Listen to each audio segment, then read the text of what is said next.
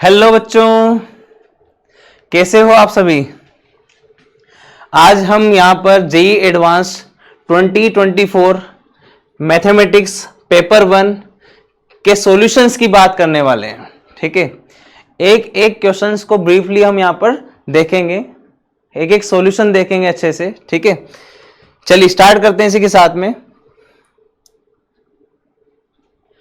तो यहां पर हमारा जो पहला क्वेश्चन है वो है let F of X be a continuously differentiable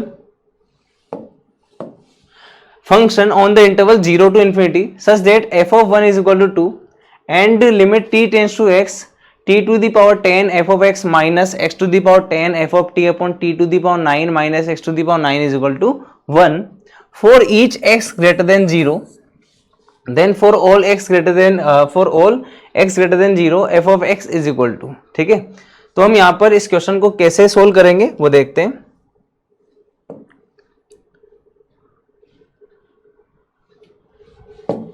firstly हम क्या करेंगे यहां पे,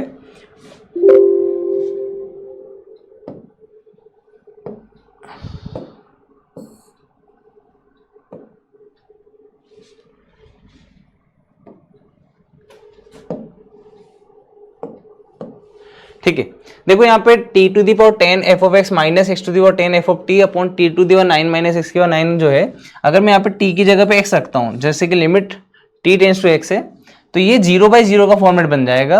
और 0/0 का फॉर्मेट को सोल्व करने के लिए हम यूज करते हैं बेटा एलोपिटल का। तो यहाँ पे एलोपिटल रूल यूज करेंगे, डिफ्रेंशिएट करेंगे किसके रेस्पेक्ट में, t के रेस्पेक्ट में। ठीक है, तो यहाँ पे आ जाएगा limit t tends to x, यहाँ पे t के रेस्पेक्ट में रहेंगे तो आ जाएगा 10 t की power 9 f of x minus, यहाँ पे करेंगे तो ये x की पावर 10 तो क्या हो जाएगा, कांस्टेंट हो जाएगा, इसका डिफरेंस हो जाएगा f डैश t, तो x की पावर 10 f डैश t आ जाएगा यहाँ पर, अपॉन में यहाँ पे आ जाएगा 9 t की पावर 8 और इसका क्या हो जाएगा 0 हो जाएगा, क्योंकि x यहाँ पर हमारे लिए कांस्टेंट है। ठीक है, अब यहाँ पे अगर t x की तरफ जाएगा, आई मीन t की जगह हम यहाँ पे x सब्स्टिट्यूट कर देंगे, तो यहाँ से आ जाएगा f of t minus X की पावर सॉरी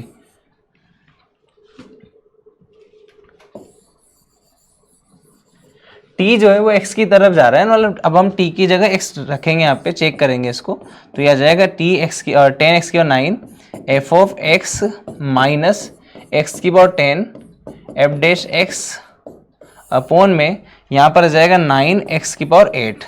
ठीक है, और इसकी वैल्यू जो है निकल कर कितनी आ रही है बेटा, 1 के बराबर आ रही है, दैट मीन्स ये इक्वल टू 1 है।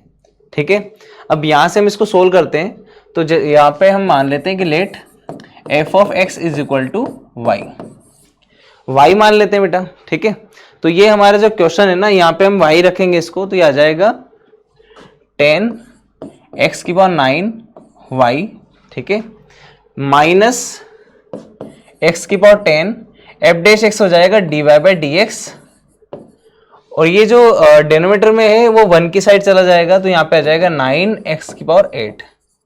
ठीक है, इसको जमा लेते हैं, यहाँ पे माइनस एक्स की पावर 10 से डिवाइड कर देंगे, तो dy बाई डी एक्स बराबर आ जाएगा, सॉरी यहाँ पे आ जाएगा माइनस 10y अपॉन में x बराबर में यहाँ पे आ जाएगा, अगर माइनस एक्स की पावर 10 से अगर मैं डिवाइड करता हूँ यहाँ पे, तो 9 अपॉन में एक्स स्क्वायर माइनस साइन के साथ में। ठीक है, अब ध्यान से देखो यहाँ पे, तो ये जो है लीनियर डिफरेंशियल इक्वेशन बन गया है ना। ठीक है, इन y में ये लीनियर डिफरेंशियल इक्वेशन बन गया है यहाँ पे, तो इंटीग्रेटिंग फैक्टर निकाल लेंगे यहाँ से, है ना। इंटीग्रेटिंग फैक्टर आ जाएगा e की पावर y के साथ में क्या माइनस का 10/x, उसका इंटीग्रेशन। ठीक है, यहां से आ जाएगा e की पावर माइनस का 10 ln x आ जाएगा, इसको इंटरचेंज करेंगे तो यहां से आ जाएगा x की पावर माइनस का 10। ठीक है, अब सिंपली हमें क्या करना है, सोल्व करना है, तो y into integrating factor is equal to integration right hand side into integrating factor और प्लस c। ठीक है, अब यहां पे हम इसको सोल्व कर लेंगे, तो देखिए बेटा यहाँ पे y इंटू एक्स की पावर माइनस का 10, यहाँ पर क्या आ जाएगा हमारे पास में, ये x की पावर माइनस का 12 बन जाएगा। ठीक है, जिसका आ जाएगा माइनस का 9 अपॉन में माइनस का 11, एक्स की पावर -11 बन जाएगा। ठीक है, एक्स की पावर -12 का इंटीग्रेशन क्या हो जाएगा, एक्स की पावर -11 अपॉन माइनस का 11, तो ये इसका इंटीग्रेशन हो गया -9 अपने साथ में ऑलरेडी है और प्लस का सी। अब यहाँ पे अगर हम इसको ध्यान से देखें तो माइनस से माइनस तो कैंसिल हो जाएगा और एक्स की पावर माइनस का 10 से अगर डिवाइड करें तो यहाँ पे आ जाएगा 9 अपॉन में 11x और प्लस का c x की पावर 10, ये आ जाएगा हमारे पास में। अब हमें यहाँ पर c की वैल्यू निकालनी है। ठीक है, तो c की वैल्यू के लिए हमारे पास एक रिलेशन दे रखा है कि f(1) की वैल्यू 2 के बराबर है। तो यहां से हमें पता चल गया कि y(1) जो है वो 2 के बराबर है। मतलब अगर हम यहाँ पे x की जगह पे 1 तो y की जगह 2 आ जाएगा, तो यहाँ पे रख देते हैं y की जगह पे 2 और x की जगह 1 रख देंगे तो 9/11 प्लस का c आ जाएगा। ठीक है, सोल्व करेंगे यहाँ से तो c की वैल्यू क्या आ जाएगी यहाँ से 22 माइनस का 9। ठीक है, 22 माइनस का 9, ये सोल्व करेंगे यहाँ पे 2 माइनस का 9/11, तो यहाँ से आ जाएगा 22 माइनस का 9 13/11 आ जाएगा। ठीक है, तो यहाँ पे 13/11 रखेंगे तो हमारा जो ऑप्शन है वो मैच करेगा 9/11x और प्लस का 13/11 x की पावर 10 से, तो बी ऑप्शन हमारा यहाँ पे करेक्ट हो जाएगा। हमसे f(x) पूछा है जो कि y है हमारा, है ना, तो f(x) बराबर आ जाएगा 9/11x और प्लस c की जगह हम रख देंगे 13/11, तो बी ऑप्शन हमारा यहाँ पे करेक्ट हो जाएगा। ठीक है, अच्छा क्वेश्चन था, मतलब कंटिन्यूटी डिफरेंशिएबिलिटी ऐसे घुमा फिरा के क्वेश्चन जो है वो यहाँ पे लिमिट से होते हुए किस पे पहुंच गया। ठीक है, डिफरेंशियल इक्वेशन में पहुंच गया यहाँ पे क्वेश्चन, सिंपल क्वेश्चन था। चलो आगे बढ़ते हैं, अगले क्वेश्चन की तरफ मूव करते हैं। Students appears for a quiz consisting of only true false type question and answers all the questions. The students knows the answers of some questions and guesses the answers for the remaining questions.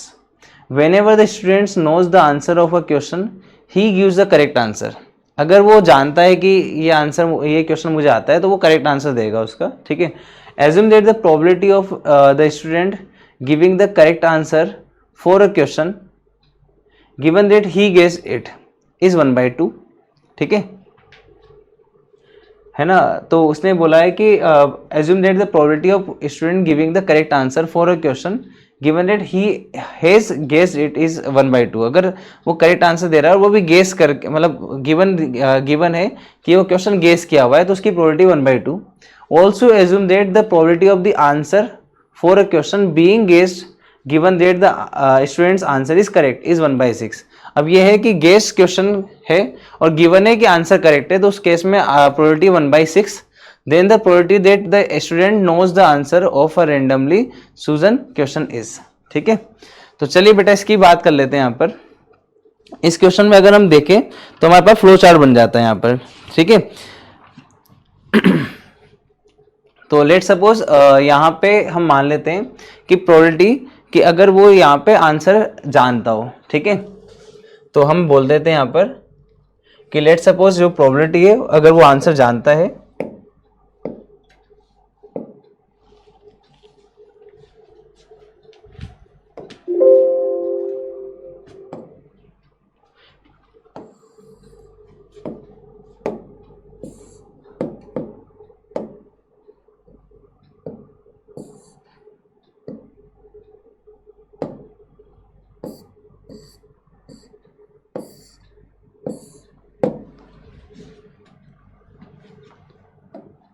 ठीक है, चलो start करते हैं यहाँ पे। तो अगर let suppose वो जो क्वेश्चन है उसका अगर आंसर जानता है, उसकी प्रोबेबिलिटी हमने मान ली P, है ना। ठीक है,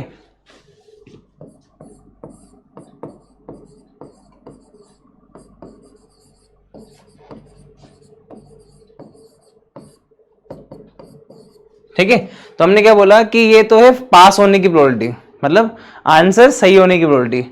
P know the answer, probability उसकी P है ना। ठीक है, और यहां पे P अगर उसने गेस किया तो उसकी प्रोबेबिलिटी क्या हो जाएगी, 1 - P हो जाएगी। क्लियर है बेटा, मतलब एक तो होता है कि आंसर जानता है उसकी प्रोबेबिलिटी P, और एक हो गया गेस किया हुआ है उसकी प्रोबेबिलिटी हो जाएगी 1 - P।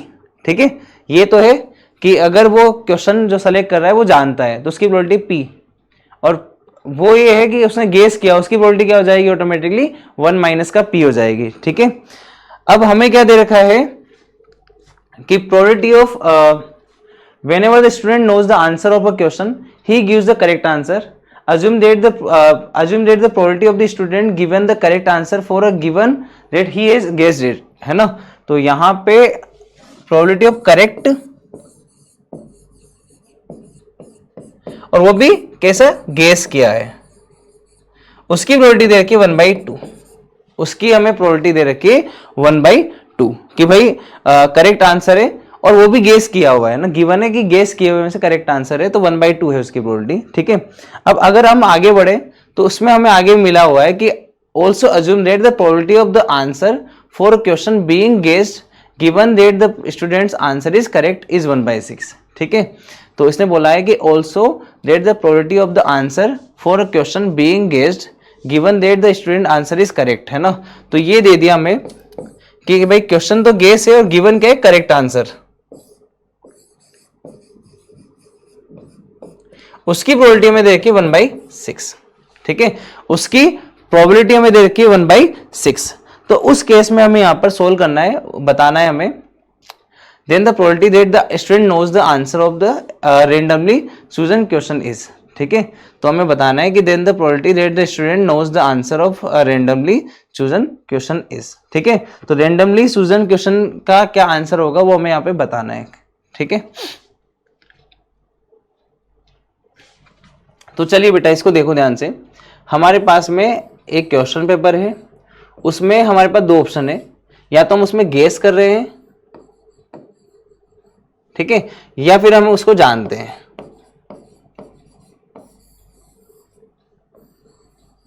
अगर गेस कर रहे हैं बेटा तो उसकी प्रोबेबिलिटी यहां पे 1 माइनस का p और जानते हैं उसकी प्रोबेबिलिटी यहां पर p, ठीक है। अब बात करते हैं यहां पे करेक्ट की।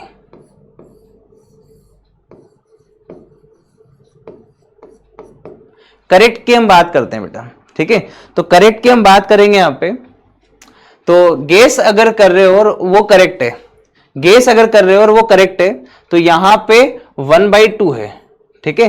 भाई आपने क्या किया यहाँ पे करेक्ट आंसर है किसमें से, गेस में से, तो उसकी प्रोबेबिलिटी 1/2, ठीक है।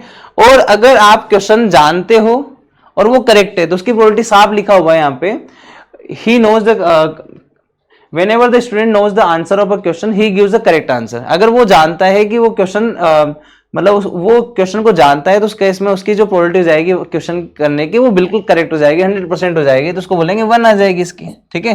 तो ये बेसिकली बेस थ्योरम का क्वेश्चन है। अब हमें यहाँ पे देखो ये दे रखा है कि करेक्ट है, वो भी कहां से, गेस में से, है ना। भाई क्वेश्चन जो है करेक्ट है पर वो कहां से, गेस में से, तो बीच में आ गए ना अपन, इसमें आ गए, ठीक है। तो बस हमें क्या करना है ना, यहां पे 1 माइनस का p इंटू में 1/2 अपॉन में, ठीक है, अपॉन में क्या हो जाएगा, अब यहां पे टोटल आएगा ना, ये तो फेवरेबल हो गया, तो फेवरेबल केस क्या हो गया बेटा कि वो गेस है और साथ में करेक्ट भी है, तो 1 माइनस p इंटू 1/2।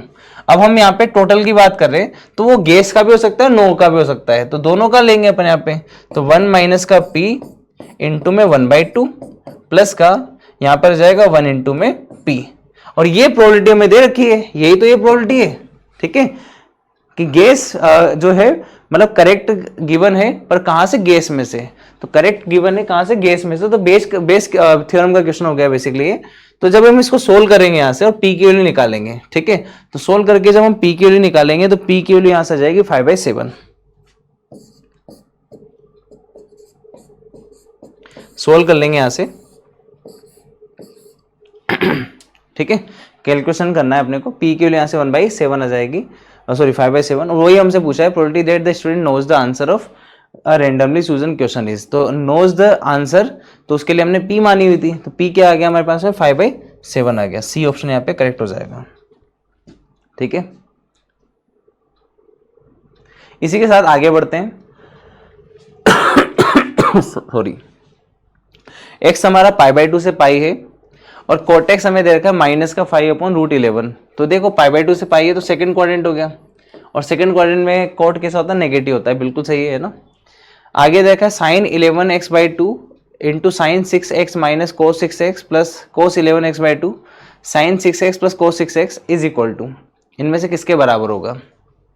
ठीक है, तो ध्यान से देखो यार यहाँ पे है ना, अगर हम ध्यान से देखें तो ये देखो मल्टीप्लाई करो इसको, क्या आ रहा है देखो, साइन 6x इंटू में कोस 11x/2 और इधर से देखो ये कितना आ रहा है माइनस का कोस 6x इंटू में साइन 11x/2। ठीक है, ऐसा क्यों किया? देखो दिख रहा होगा आपको, साइन ए कोस बी माइनस कोस ए साइन बी बन गया ना।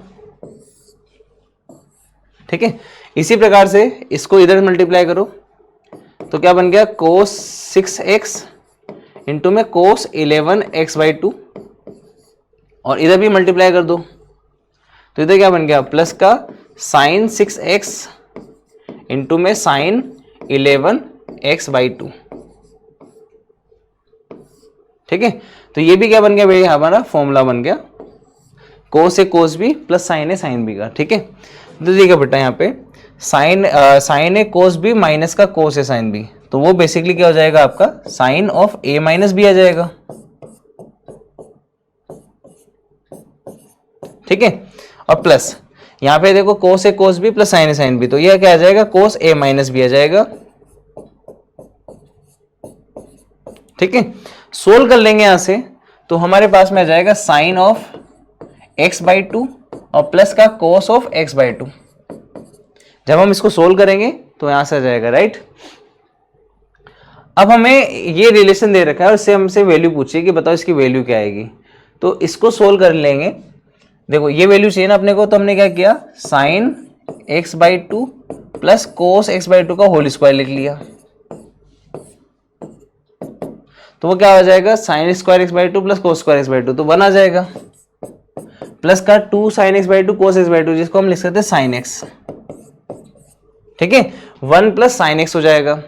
ठीक है, अब देखो साइन x की वैल्यू तो वहां से निकाल सकते हैं भाई, कोट x की वैल्यू पता है अपने को, कोट x क्या होता है बेटा, यहाँ पे बेस अपॉन में परपेंडिकुलर, तो इसका मतलब साइन x की अगर वैल्यू निकाले वहां से तो वो क्या आ जाएगा, परपेंडिकुलर अपॉन हाइपोटेनस ना, तो परपेंडिकुलर तो पता चल गया √11 और हाइपोटेनस क्या आ जाएगा, बेस का स्क्वायर प्लस हाइपोटेनस का स्क्वायर, परपेंडिकुलर स्क्वायर है ना, तो 5 का स्क्वायर प्लस का √11 का स्क्वायर, तो सोल्व करेंगे तो √11 अपॉन में यहाँ पे आ जाएगा 25 प्लस का 11 है ना, इसका भी रूट लेंगे हाइपोटेनस निकाल रहे तो। ठीक है, तो यहाँ पे आ जाएगा 36, तो ऑब्वियस बात है कि √11/6 हो जाएगा।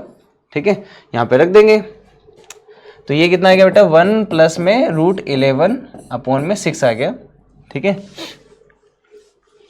अब यहाँ पे बात आती है कि जब मैं स्क्वायर हटाता हूं तो दो ऑप्शन आएंगे प्लस माइनस के साथ में, तो प्लस वाला ले कि माइनस वाला ले, तो हम देखो यहाँ पे अगर ये x π/2 से पाई जा रहा है तो x/2 कहाँ जाएगा, π/4 से π/2 जाएगा, और π/4 से π/2 में जो है दोनों ही पॉजिटिव होता है, साइन x/2 और कोस x/2 दोनों पॉजिटिव जाएगा ना, तो इसका मतलब 100% पॉजिटिव आना चाहिए, तो यह जाएगा रूट अंडर, इसको एलसीएम लेंगे तो 6 प्लस √11 अपॉन में 6। ठीक है, इसको परफेक्ट स्क्वायर बनाने के लिए हमने 2 से मल्टीप्लाई डिवाइड कर लिया, तो आ जाएगा 12 प्लस में 2√11 अपॉन में 12 आ जाएगा यहाँ पे।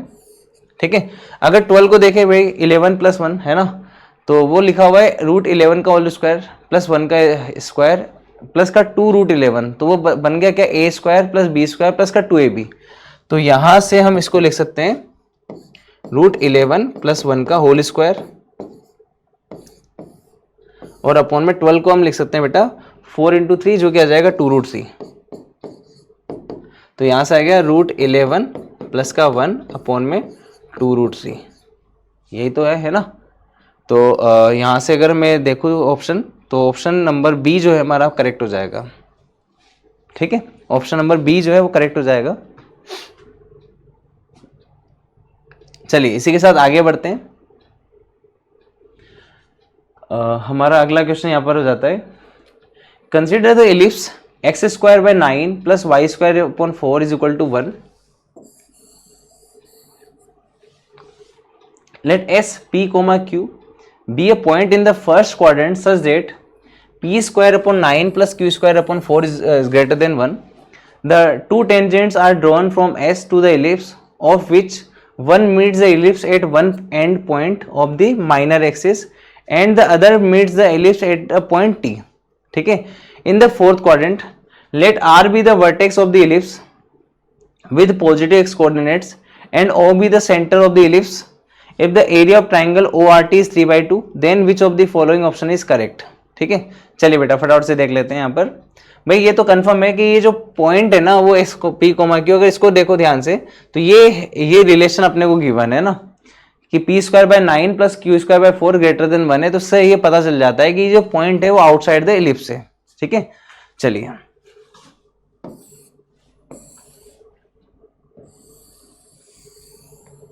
लेट्स सपोज ये हमारा इलिप्स हो गया, ये पॉइंट कहीं पर हो गया बेटा ना। अब देखो कहीं पर भी होगा पर रिलेशन अपने को वही पता है कहां पर होगा। देखो two tangents are drawn from S to the ellipse of which one meets the ellipse at one end point of the minor axis. तो माइनर एक्सिस के एक पॉइंट को मीट कर रहा है ना, तो पक्का है कि वो जो टेंजेंट होगी कुछ ऐसे होगी बेटा, और वो पॉइंट कहीं यहाँ पे ही होगा। ये पॉइंट हो गया ना एस। ठीक है, यही कहानी है ना। तो ये तो हो गया हमारी टेंजेंट है ना माइनर एक्सिस के एंड पॉइंट पर। और एक और है ना, एक और टेंजेंट है, एक और टेंजेंट है वो मीट कर रही है यहाँ पे इलिप्स को at a point T in the fourth quadrant. तो बस यहां से एक टेंजेंट और ड्रॉप कर दो इसके ऊपर, तो आप देखोगे कि वो टेंजेंट कुछ ऐसे बनेगी। ठीक है, वो टेंजेंट कुछ ऐसे बनेगी जो कि ये पॉइंट हो गया आपका टी पॉइंट, ये आपका सेंटर हो गया। ठीक है, ये आपका सेंटर हो गया ना, ओ बी द सेंटर, तो ये ओ हो गया। ठीक है, अब क्या क्या हमें पता है वो सब चीजें लिख लेते हैं। पहली बात तो ये कि ये जो लाइन है ना ये इस पॉइंट से मतलब ये बोल सकते हैं ये एक्स एक्सिस के पैरेलल रहेगी, क्योंकि टेंजेंट जो है ना वो माइनर एक्सिस पर टच कर रही है। और ये पॉइंट जो है ना सब जानते हैं यहाँ पे X square by 9 plus Y square by 4 है, तो ये पॉइंट हो जाएगा आपका 0,2। तो 100% y बराबर 2 चलेगा हर जगह है ना। तो ये पॉइंट जो रहेगा ना इसमें जो ये पॉइंट हमारा p कोमा q था, तो ये अब पॉइंट क्या रह जाएगा p कोमा 2 रह जाएगा। तो यहां से पहले तो q की वैल्यू आ गई 2 के बराबर। बस देखो एक चीज तो ऐसे पता चल q की वैल्यू 2 आ गई, तो ये सही हो सकता है, ये सही हो सकता है, ये दोनों तो गलत हो गए। ठीक है, ये दोनों तो पहली बारी में गलत हो गए। अब हम आगे बढ़े तो हमने टी पॉइंट को मान लिया लेट सपोज x1, y1। ठीक है, x1, y1 हमने यहां पे पॉइंट को मान लिया। ठीक है, अब हमारे पास में नेक्स्ट जो रिलेशन है वो लिखा हुआ है कि in the four coordinate let r be the vertex of the ellipse with positive x coordinate and o be the centre of the ellipse if the area of the triangle ORT is 3/2। तो r यहाँ पे ये vertex हो गया हमारा, positive direction वाला है ना, तो ये वर्टेक्स हो गया। अब इसका देखो पॉइंट अगर हम बात करें तो क्या हो जाएगा, ये 9 है ना, तो ये हो जाएगा 3,0। ठीक है, ए याद है ना, ये ए होता है, ये बी होता है, तो ए यहाँ पे 3 है और बी यहाँ पे 2 है ना। ठीक है, तो 3,0 हो गया ना पॉइंट। अब देखो यार ORT अगर हम इन तीनों को मिलाते हैं और एक ट्राइंगल बना देते हैं भैया ना, तो ये OR और T को हमने मिलाया और एक ट्राइंगल बना दिया यार। ठीक है, ORT को हमने मिलाया और एक ट्राइंगल बना दिया। अब इसका हमें दे रखा है एरिया, तो एरिया क्या हो जाएगा इसका हाफ, इसका एरिया क्या हो जाएगा हाफ बेस। अब बेस हम यहां पे OR को मान लेते हैं, हाफ बेस इनटू हाइट। तो हाइट क्या हो जाएगी यहां से, ये हो जाएगी हाइट इसकी। ठीक है, और हाइट क्या हो जाएगी हमारा, वो हो जाएगा y1 है ना, क्योंकि ये y कोऑर्डिनेट है ना इसका, तो y1 हो जाएगा हाइट है ना। तो यहां पे लिख देते हैं y1, और ये दे रखा है हमें कितना बेटा, यहां पे वैल्यू दे 3/2, 2 से 2 तो चला गया। और OR क्या हो जाएगा, देखो OR की जो यहाँ पे ये डिस्टेंस वो कितनी है, 3 तो है, तो ये 3 है ना, तो ये OR से 3 भी कैंसिल आउट हो जाएगा। ठीक है, तो y1 की वैल्यू कितनी आ गई बेटा, 1 के बराबर आ गई। अच्छा यहाँ पे ध्यान दो ना, डिस्टेंस की बात हो रही है ना, तो मोड y1 ले लेते हैं इसको। तो यहाँ से y1 की वैल्यू क्या आ जाएगी, अब आप देखो फोर्थ क्वाड्रेंट में y1 क्या आएगा बेटा, नेगेटिव आएगा ना, तो यहाँ पे -1 हो जाएगी। ठीक है, तो ये पॉइंट भी हमारे पास में आइडिया लग गया कि एक तो x1 है और कॉमा माइनस का 1 है। ठीक है, अब इसका x1 हमें निकालना है, तो x1 निकालना बहुत आसान है। ये पॉइंट जो है बेटा, ये पॉइंट इस इलिप्स के ऊपर लाई कर रहा है, तो इसका ना ये हो गया कि इस इलिप्स की जो इक्वेशन है ना उसको भी सेटिस्फाई करेगा। तो इलिप्स की इक्वेशन है हमारे पास में x² 9 + y² 4 = 1। तो यहाँ पे देखो x² 9 मतलब यहाँ पे हो जाएगा x1 का square upon 9 plus y1 square की जगह हम रखेंगे 1/4 = 1। तो यहाँ से आ जाएगा x1 का स्क्वायर अपॉन 9 = 3/4।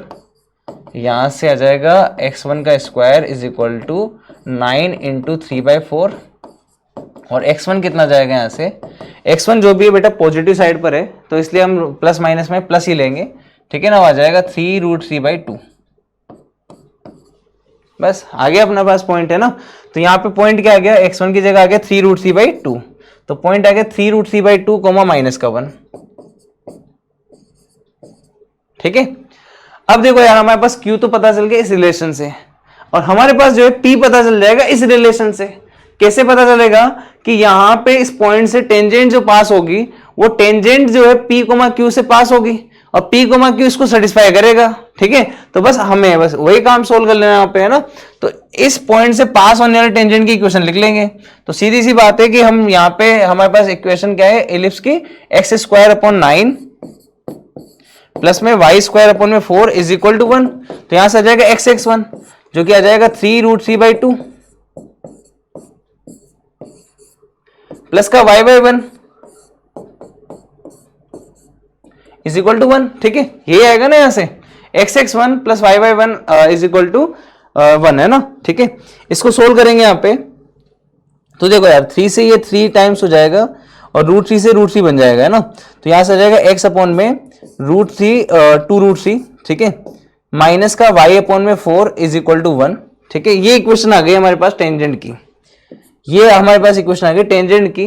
और टेंजेंट जो है वो p, 2 से पास करेगा, तो वहां पे रख देते हैं। तो p अपॉन में 2√3 माइनस का 2/4 आ जाएगा यहाँ पे 1/2 = 1। तो यहां से आ जाएगा p अपॉन में 2√3 = 3/2।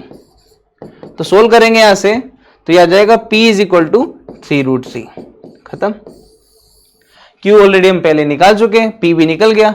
देख लो ऐसा कौन सा ऑप्शन है, q = 2 और p = 3√3। तो a ऑप्शन हमारा यहाँ पे करेक्ट हो जाएगा है ना, a हमारा यहाँ पे आंसर हो जाएगा। ठीक है, ये भी बढ़िया क्वेश्चन था है ना। चलिए आगे बढ़ते हैं। अगला क्वेश्चन हमारे पास में ये है, late s = a + b√2 a, b belongs to integer t1 = -1 + √2n, n belongs to natural number, t2 = 1 + √2n, n belongs to natural number, then which of the following statement is are true। चलिए पहली बात कर लेते हैं बेटा। पहला option है z union t1 union t2 is subset of s। देख लेते हैं यहां पर।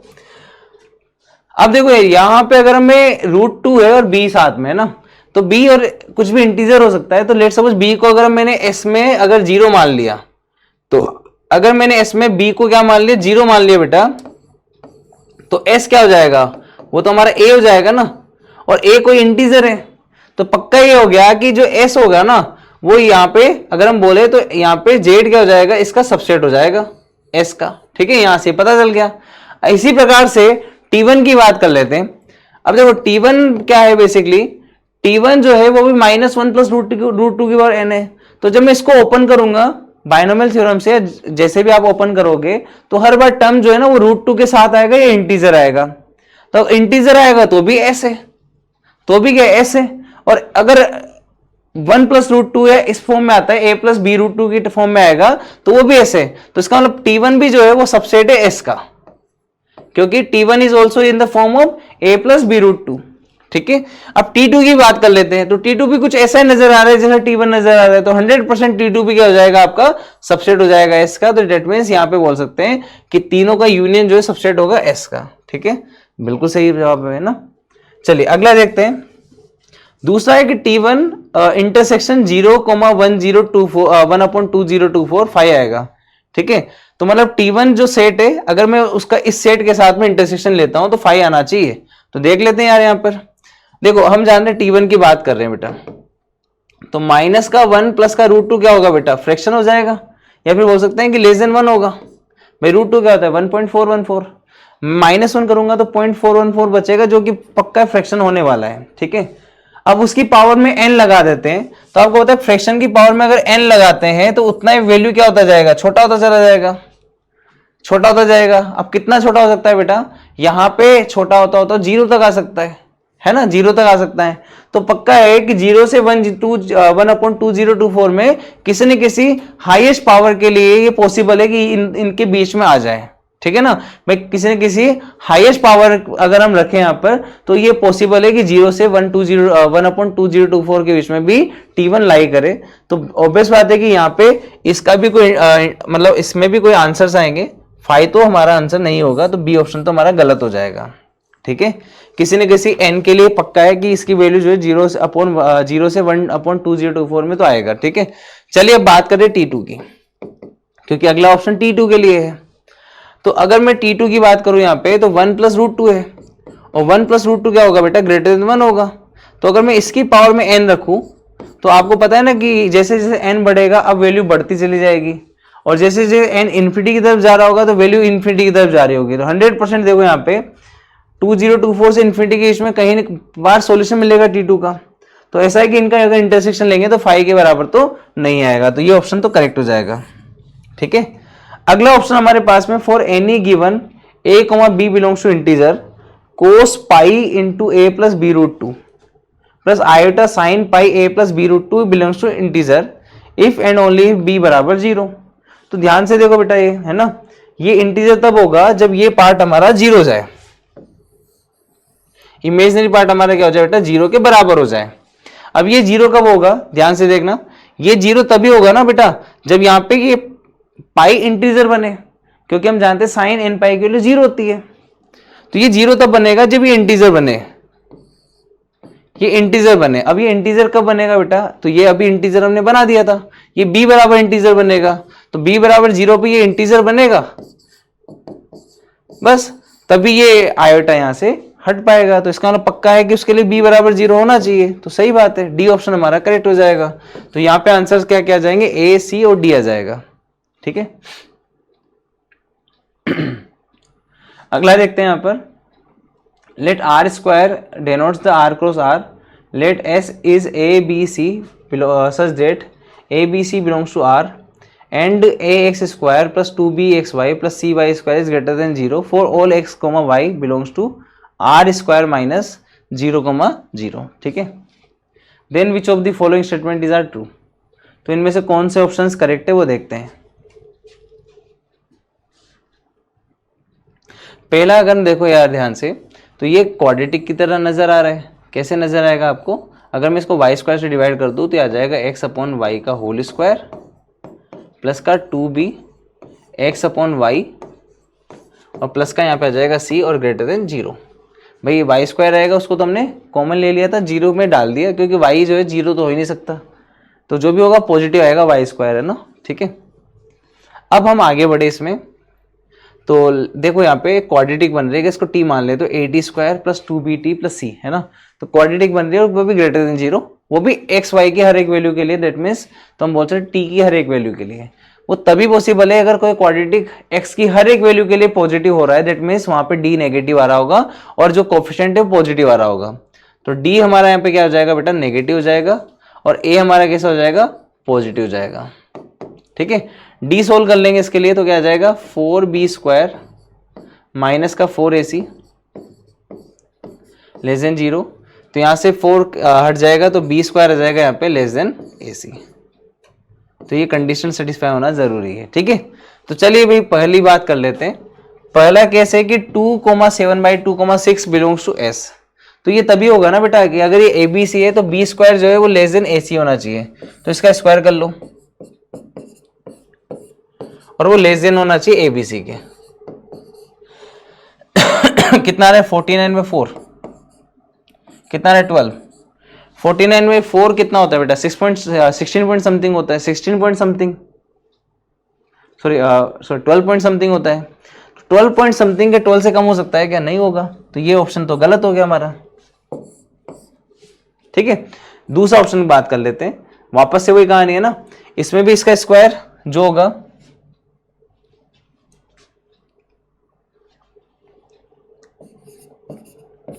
वो लेसर होगा किससे, यहाँ पे 3 इंटू 1/12 जो कि 1/4 हो जाएगा।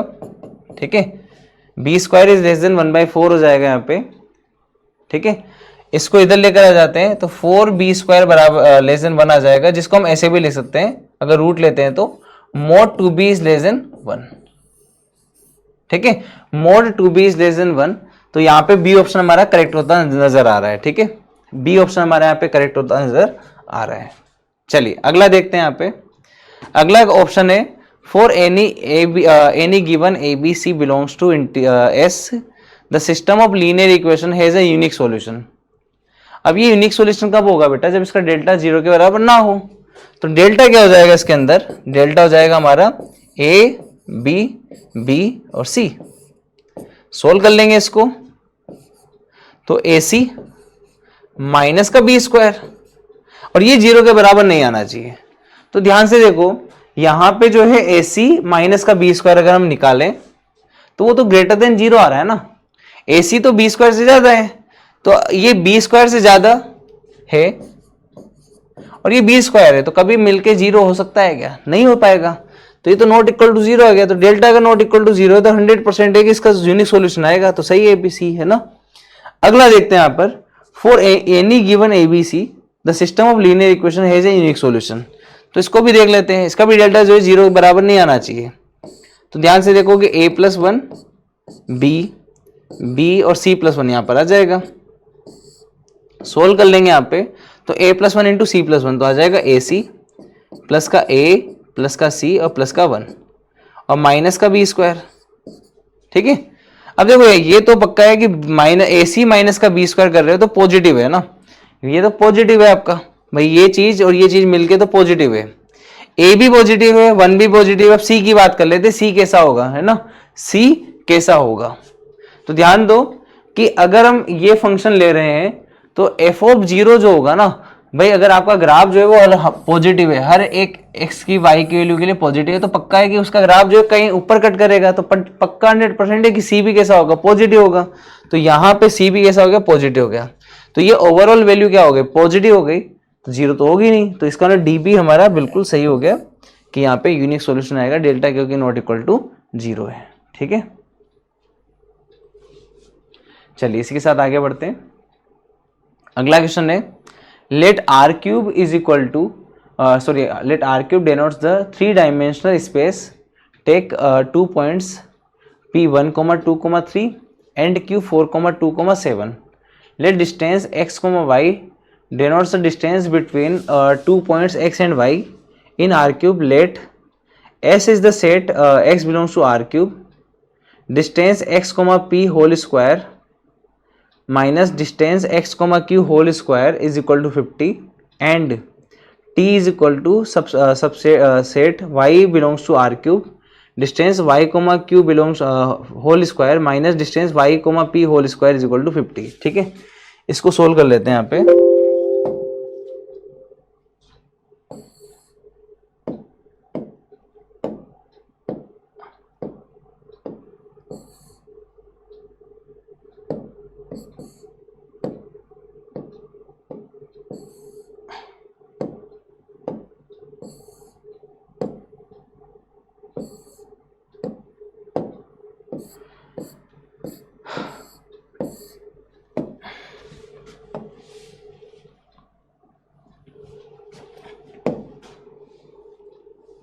ठीक है, तो देखो यहाँ पे x और p के बीच के डिस्टेंस का होल स्क्वायर करना है, राइट।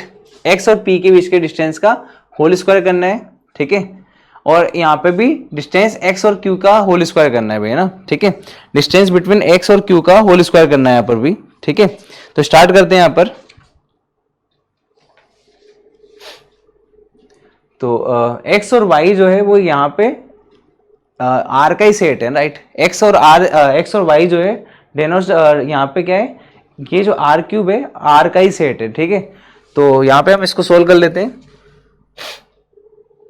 अगर हम डिस्टेंस निकालें x और p के बीच में, तो ये आ जाएगा हमारे पास में x माइनस 1 का whole square plus y minus 2 का whole square plus z minus 3 का होल स्क्वायर। ठीक है, ये आपका x और p के बीच का डिस्टेंस हो गया और उसका स्क्वायर कर रखा है। ठीक है, माइनस अब x और q का, तो यहां पे क्या आ जाएगा x माइनस 4 का whole square plus y minus 2 का whole square plus z minus 7 का whole square.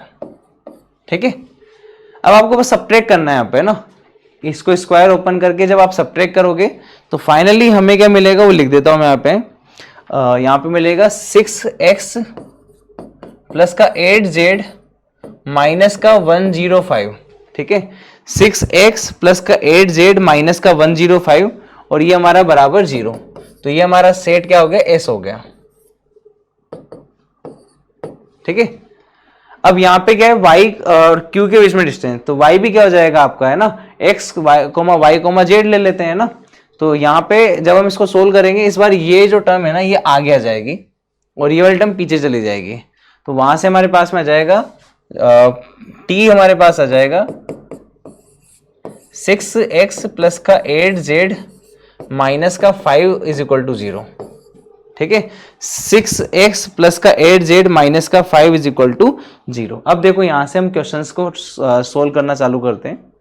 There is a triangle whose area is 1 and all of whose vertices are from S। ठीक है, तो ध्यान से देखो बेटा, तो ये S और T क्या है, तो S और T कुछ नहीं, प्लेन ही तो है ना। ये सब क्या है बेटा, इक्वेशन प्लेन है। और प्लेन भी कैसा है बेटा, पैरेलल प्लेन है ना, पैरेलल प्लेन है। ठीक है, तो चलिए बेटा बात कर लेते हैं यहाँ पे। तो देखो there is a triangle whose area is 1 and all of whose vertices are from S। ठीक है, तो सही बात है कि यहाँ पे कोई प्लेन के ऊपर ट्राइंगल बनाया जा सकता है जिसका एरिया 1 हो, बिल्कुल बनाया जा सकता है। ऐसे बहुत सारे ट्राइंगल बनाए जा सकते हैं किसी प्लेन में, है ना। ठीक है, तो ये तो बिल्कुल सही हो जाएगा, ट्रू है ना। अब अगला क्या है, there are two distinct point L and M in T such that each point on the line segment LM is also in T। भाई लेट सपोज ये हमारा क्या हो गया, T प्लेन हो गया, इसमें कहीं लाइन L है और कहीं लाइन M है, तो इस लाइन सेगमेंट पे सारे जो पॉइंट्स होंगे वो इसी प्लेन पर तो लाई करेंगे। बिल्कुल सही जवाब है तो। ठीक है, ये तो बिल्कुल सही है। ठीक है, ये तो बिल्कुल क्या हो गया, सही हो गया है ना, क्लियर है। अब हम बात करते हैं यहाँ पे डिस्टेंस की। ठीक है, डिस्टेंस की अगर हम यहाँ पे बात करें तो इनके बीच की जो डिस्टेंस है ना बेटा, इन दोनों प्लेन, ये दोनों प्लेन कैसे भाई, पैरेलल है। तो पैरेलल है तो इनके बीच की अगर डिस्टेंस की बात करें यहाँ पर, तो वो हो जाएगा हमारे पास में, अगर ध्यान से देखा जाए तो दोनों के बीच का डिस्टेंस कितना हो जाएगा, 100 अपॉन में 10। ठीक है, d1 माइनस का d2 अपॉन में a square plus b square. ठीक है, तो यहाँ पे कितना जाएगा, 100 अपॉन में 10 आ जाएगा ना। ठीक है, 100 अपॉन में 10 कितना जाएगा, 10 आ जाएगा। तो ये दोनों प्लेन कैसे, पैरेलल है और इनके बीच की जो डिस्टेंस है वो 10 है। ठीक है, इनके बीच की जो डिस्टेंस है 10 है। अब देखो क्या बोला गया है, there are infinitely many rectangles of perimeter 48, two of whose vertices are from S and the other two vertices are from T। ठीक है, तो ऐसा है कि अगर ये दोनों प्लेन पैरेलल है और दो वर्टिसेस जो है S में से लिया गया है, दो वर्टिसेस आपका T में से लिया है, तो ऐसे रेक्टेंगल्स का जो पेरीमीटर है 48 दिया हुआ है, तो बिल्कुल सही जवाब है। 10 यहां से आ जाए। ठीक है, बट रेक्टेंगल है, 10 यहां से हो जाएगा और बाकी का जो बाकी 48 है ना, तो बचा हुआ कितना है, 20 और 28 बचा है, तो 14 यहां से ले लो, तो पॉसिबल है, बन जाएगा 48 का, तो है ना। तो ये तो पॉसिबल है, इनफाइनाइटली पॉसिबल है, बिल्कुल सही बात है ना। There is square of perimeter 48। अब देखो स्क्वायर होने के लिए ना आपको पता है पेरीमीटर जो होगा वो 12 होना चाहिए, मतलब साइड जो है 12 होनी चाहिए, पर यहाँ पे दोनों साइड तो 10 रहेगी। उसने आगे ये बोला है ना, two of whose vertices are from S and other two vertices are from T। तो अगर मैं यहाँ पे दो S में से ले लेता हूँ, दो T में से ले लेता हूँ, तो स्क्वायर बनाते समय जब ज्वाइन करेंगे तो दोनों साइड के कितने आ जाएगी, 10 आ जाएगी। तो स्क्वायर पॉसिबल है 40 पेरीमीटर का, 48 पेरीमीटर का पॉसिबल नहीं हो पाएगा। तो डी ऑप्शन हमारे यहाँ पे गलत हो जाएगा। ठीक है, ABC इसका आंसर हो जाएगा। ठीक है, यहाँ पे इसी के साथ आगे बढ़ते हैं। अगला क्वेश्चन यहाँ पर है हमारे पास में, a बराबर है 3√2 और b बराबर दे रखा है बेटा 1/5 to the power 1/6 √6। If x, y belongs to r such that, और यहाँ पे है 3x + 2y is equal to log 18 to the power 5/4 base a, और 2x - y है log √1080 बेस b। ठीक है, ये लिखा हुआ है ना। ठीक है, तो स्टार्ट करते हैं इसको भी, है ना। देखो यार यहाँ पे ध्यान से देखो, तो यहां से सीधा सीधा पता चल रहा है कि अगर मैं a² करता हूं तो वो 18 के बराबर आता है। ठीक है, a² कितना आता है, 18 के बराबर आता है। और 1080 जो है ना, अगर मैं इसको सोल्व करूं, है ना, इसको अगर मैं सोल्व करता हूं तो यहां से देखो 1080 को अगर सोल्व करें तो 108 इंटू 10 फैक्टर बना रहे हैं ना इसके, ऑल पॉसिबल फैक्टर। ठीक है, तो और यहाँ पे 54 इंटू में 2 इंटू 10। ठीक है, यह आ जाएगा 18 इंटू में 3 इंटू 2 इंटू 10। तो ये क्या है 3³ 9, 3² इंटू 2। ठीक है, इंटू 2 इंटू 2 इंटू 5। ठीक है,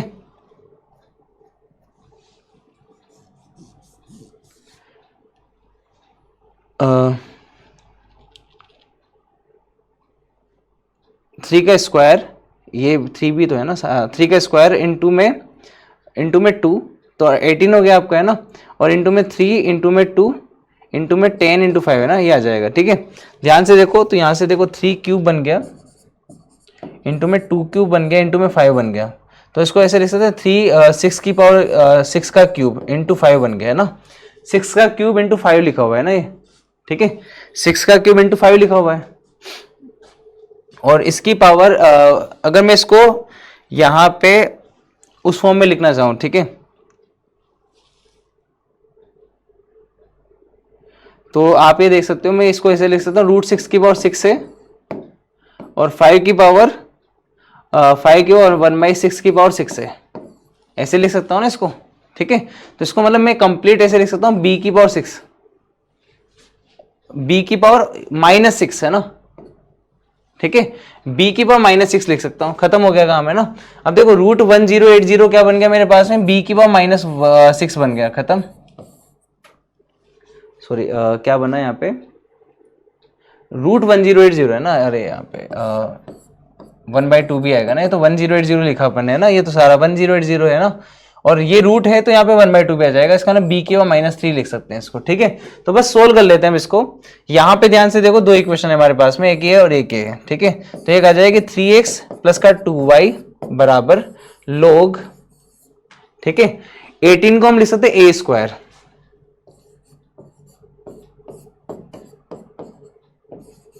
देखो सोल्व करेंगे यहाँ पे तो कितना आ जाएगा, 5/2 आ जाएगा, तो आगे 5/2 और log a बेस a आ जाएगा, जो कि हम जानते हैं कि जब ऊपर नीचे के लोग भाग समान होते हैं वैल्यू 1 हो जाती है। ठीक है, 5/2 इसका आंसर हो जाएगा।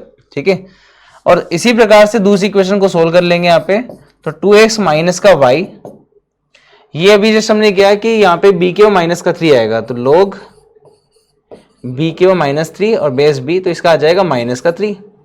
अब दो इक्वेशन है, दो वेरिएबल है, सोल्व करना है ना, तो आप चाहो तो एक काम करो, यहाँ पे 2 से मल्टीप्लाई कर लो इसको, तो 4x आ जाएगा, यहाँ पे -2y आ जाएगा, और बराबर में यहाँ पे आ जाएगा -6। जब आप इसको यहाँ पे सब्ट्रैक्ट करोगे, सॉरी जोड़ दोगे यहाँ पे ना,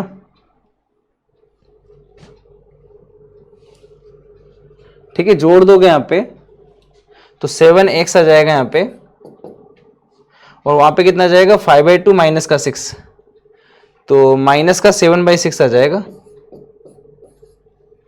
x की वैल्यू आ जाएगी -1/6। एक मिनट चेक कर लेते हैं, यहां पे x की वैल्यू आ जाएगी 7x बराबर आ जाएगा 5/2 माइनस का 6, और जब मैं एलसीएम लूंगा यहाँ पे तो 5 माइनस का 12 माइनस का 7/6, सॉरी माइनस का 7/2। ठीक है, तो माइनस का 1/2 आएगी ना x की वैल्यू, x की वैल्यू आ जाएगी माइनस का 1/2। अब x की वैल्यू माइनस का 1/2 रख के यहाँ से वैल्यू निकाल सकते हैं ना, ठीक है। तो यहाँ से देखो ध्यान से, तो y बराबर कितना जाएगा यहाँ पे 2x और प्लस का 3 आ जाएगा, ठीक है। और x की जगह माइनस का 1/2 रखेंगे तो y की वैल्यू 2 आ जाएगी। तो सोल्व कर लेंगे यहाँ पे ना, तो 4 इंटू माइनस का 1/2 और प्लस का 5 इंटू 2, देखो सोल्व करो कितना आ रहा है, माइनस का 2 प्लस का 10, 8 आ जाएगा इसका आंसर, ठीक है। कितना आएगा यहाँ पे आंसर, 8 आएगा इसका, ठीक है बेटा। इसका आंसर आ जाएगा 8 के बराबर।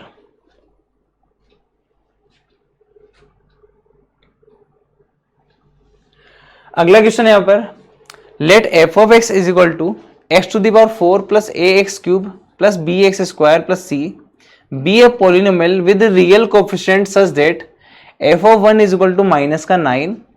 Suppose that iota root 3 is a root of the equation 4x cube plus 3ax square plus 2bx बराबर 0 where iota is equal to root -1। Alpha 1, alpha 2, alpha 3 and alpha 4 are all the roots of the equation F of X बराबर 0, ठीक है। Then alpha 1 का square plus alpha 2 का square plus alpha 3 का square plus alpha 4 का square is equal to क्या होगा, ठीक है। चलिए स्टार्ट कर देते हैं यहाँ पर। पहली बात तो ये कि एफ ऑफ 1 की वैल्यू में माइनस का 9 दे रखी है, तो यहाँ पे एफ ऑफ 1 क्या हो जाएगा, 1 प्लस ए प्लस बी प्लस सी हमारे पास में माइनस का 9 हो जाएगा। यहां से हम देख सकते हैं ए प्लस, ठीक है। यहां से हमारे पास बेटा क्या आ जाएगा, ए प्लस बी प्लस सी बराबर आ जाएगा, ये 1 इधर चला जाएगा, माइनस का 10 आ जाएगा, ठीक है बेटा। अब देखो आगे हम बात करते हैं, एक इक्वेशन यहां से ये रिलेशन निकल कर आ गया, ये हमारी पहली इक्वेशन हो गई। अब आगे देखो ध्यान से, तो ये एक इक्वेशन और दे रखी है। अब इस इक्वेशन को ध्यान से देखें तो हमारे पास में क्यूबिक है, अगर मैं यहाँ से x कॉमन ले लूँ तो ये आ जाएगा 4x स्क्वायर प्लस का 3ax और प्लस का 2b बराबर 0। अब ये 0 हो कैसे कैसे हो रहा है, तो x बराबर 0 हो रहा है, तो एक रूट तो निकल गया x बराबर 0, बाकी इसका एक रूट और दे रखा है आयोटा रूट 3। आपको पता है ना, अगर क्वाड्रेटिक है और एक रूट आयोटा रूट 3 है तो दूसरा रूट ऑटोमेटिकली क्या हो जाता है, माइनस का आयोटा रूट 3 हो जाता है ना। तो हम कह सकते हैं इस इक्वेशन के लिए हमारे पास में जो रूट्स होंगे वो कुछ इस प्रकार से हो जाएंगे कि एक हो जाएगा रूट 3 आयोटा और एक हो जाएगा माइनस का रूट 3 आयोटा। अब हमें क्या निकालना है, ए बी की वैल्यू निकालनी है, ऐसे बस निकल जाएगा, सम ऑफ रूट्स कर दो।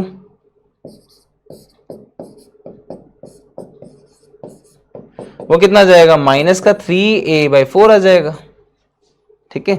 और सोल्व करेंगे तो ये देखो यहाँ से 0 आ रहा है ना, तो यहाँ से a की वैल्यू कितनी आ गई, 0 आ गई। सिमिलरली प्रोडक्ट ऑफ रूट्स करेंगे तो ऐसा आ जाएगा रूट 3 आयोटा इंटू में माइनस का रूट 3 आयोटा। सोल्व कर लो, रूट 3 इंटू रूट 3 कितना आ जाएगा, प्लस का 3 और माइनस का आयोटा स्क्वायर हो जाएगा प्लस का 1, तो 3 बराबर आ जाएगा यहाँ से c/a, जो कि यहाँ से आ जाएगा 2b/4। तो b की वैल्यू निकल कर आ रही है कुछ 6 के बराबर है ना, ठीक है। b की वैल्यू आ रही है 6 के बराबर, a की वैल्यू 0 आ गई, b की वैल्यू 6 आ गई, यहाँ पे रख देंगे है ना इक्वेशन के अंदर। तो c बराबर आ जाएगा माइनस का 16 के बराबर, c की वैल्यू आ गई माइनस का 16 के बराबर आ गई, ठीक है। a की वैल्यू यहाँ से हमारे पास में आ गई 0, b की वैल्यू आ गई यहाँ पे 6 के बराबर और c की वैल्यू आ जाएगी माइनस का 16 के बराबर, ठीक है। बस खत्म हो गया है ना। अब इसके जो है आगे क्या बोला है हमें कि यहाँ पे if alpha 1, alpha 2, alpha 3 and alpha 4 are the roots of this equation, ठीक है। तो सिंपली है कि हम यहाँ पे क्या करेंगे, इस इक्वेशन के लिए ABC की वैल्यू रख देते हैं यहाँ पर। तो देखो एफ ऑफ एक्स हमारे पास आ जाएगा x की पावर 4, ठीक है बेटा, प्लस a तो 0 हो गया, b की वैल्यू आ जाएगी 6x स्क्वायर और c की वैल्यू हमारे पास में कितनी है, माइनस का 16 है ना। फैक्टर कर देंगे ना, एक्स स्क्वायर में क्वाड्रेटिक नजर आ रही है ना, तो 8 2 जा 16 है ना, तो एक्स स्क्वायर प्लस का 8 और एक्स स्क्वायर माइनस का 2, ये हमारे फैक्टर आ जाएंगे और बराबर 0 करेंगे क्योंकि रूट्स निकालने हैं, ठीक है। तो एक्स स्क्वायर की दो वैल्यू आ गई, एक आ गई प्लस का 2 और एक आ गई माइनस का 8। x के वैल्यू निकालेंगे तो आगे प्लस माइनस का √2 और प्लस माइनस का 2√2 आएगा, सॉरी 8 का क्या हो जाएगा 2√2 हो जाएगा ना, और माइनस रूट माइनस 1 हो जाएगा आयोटा, ठीक है। तो ये हमारे अल्फा 1 अल्फा 2 अल्फा 3 अल्फा 4 की वैल्यू आ गई ना। अब आप बस इसका मोड वोड खेलोगे, स्क्वायर खेलोगे ना, इसका मोड लोगे तो यहाँ से आ जाएगा √2 का मोड आ जाएगा √2 का मोड आ जाएगा √2 उसका स्क्वायर हो जाएगा 2, माइनस √2 का मोड आ जाएगा √2 उसका स्क्वायर हो जाएगा 2, ठीक है। इसका मोड लोगे तो 2√2 हो जाएगा, उसका स्क्वायर करोगे तो 8, और अगला वाले का भी 8 आ जाएगा, तो 8 8 16 प्लस का 4 20। तो इसका आंसर कितना आ जाएगा फाइनली 20 आ जाएगा, ठीक है बेटा। चलिए इसी के साथ आगे बढ़ते हैं। अगला क्वेश्चन यहाँ पर let s is equal to a is equal to, यहाँ पे कुछ मैट्रिक्स बनी हुई है ABCDE, यहाँ पे 0 से 1 के बीच में है, 0,1 है ना, ठीक है। और डिटरमिनेंट a है तो -1 है 1 है ना, ठीक है। Where this denotes the determinant of a then the number of elements in s is, तो s में कितने नंबर एलिमेंट होंगे वो बताना है अपने को।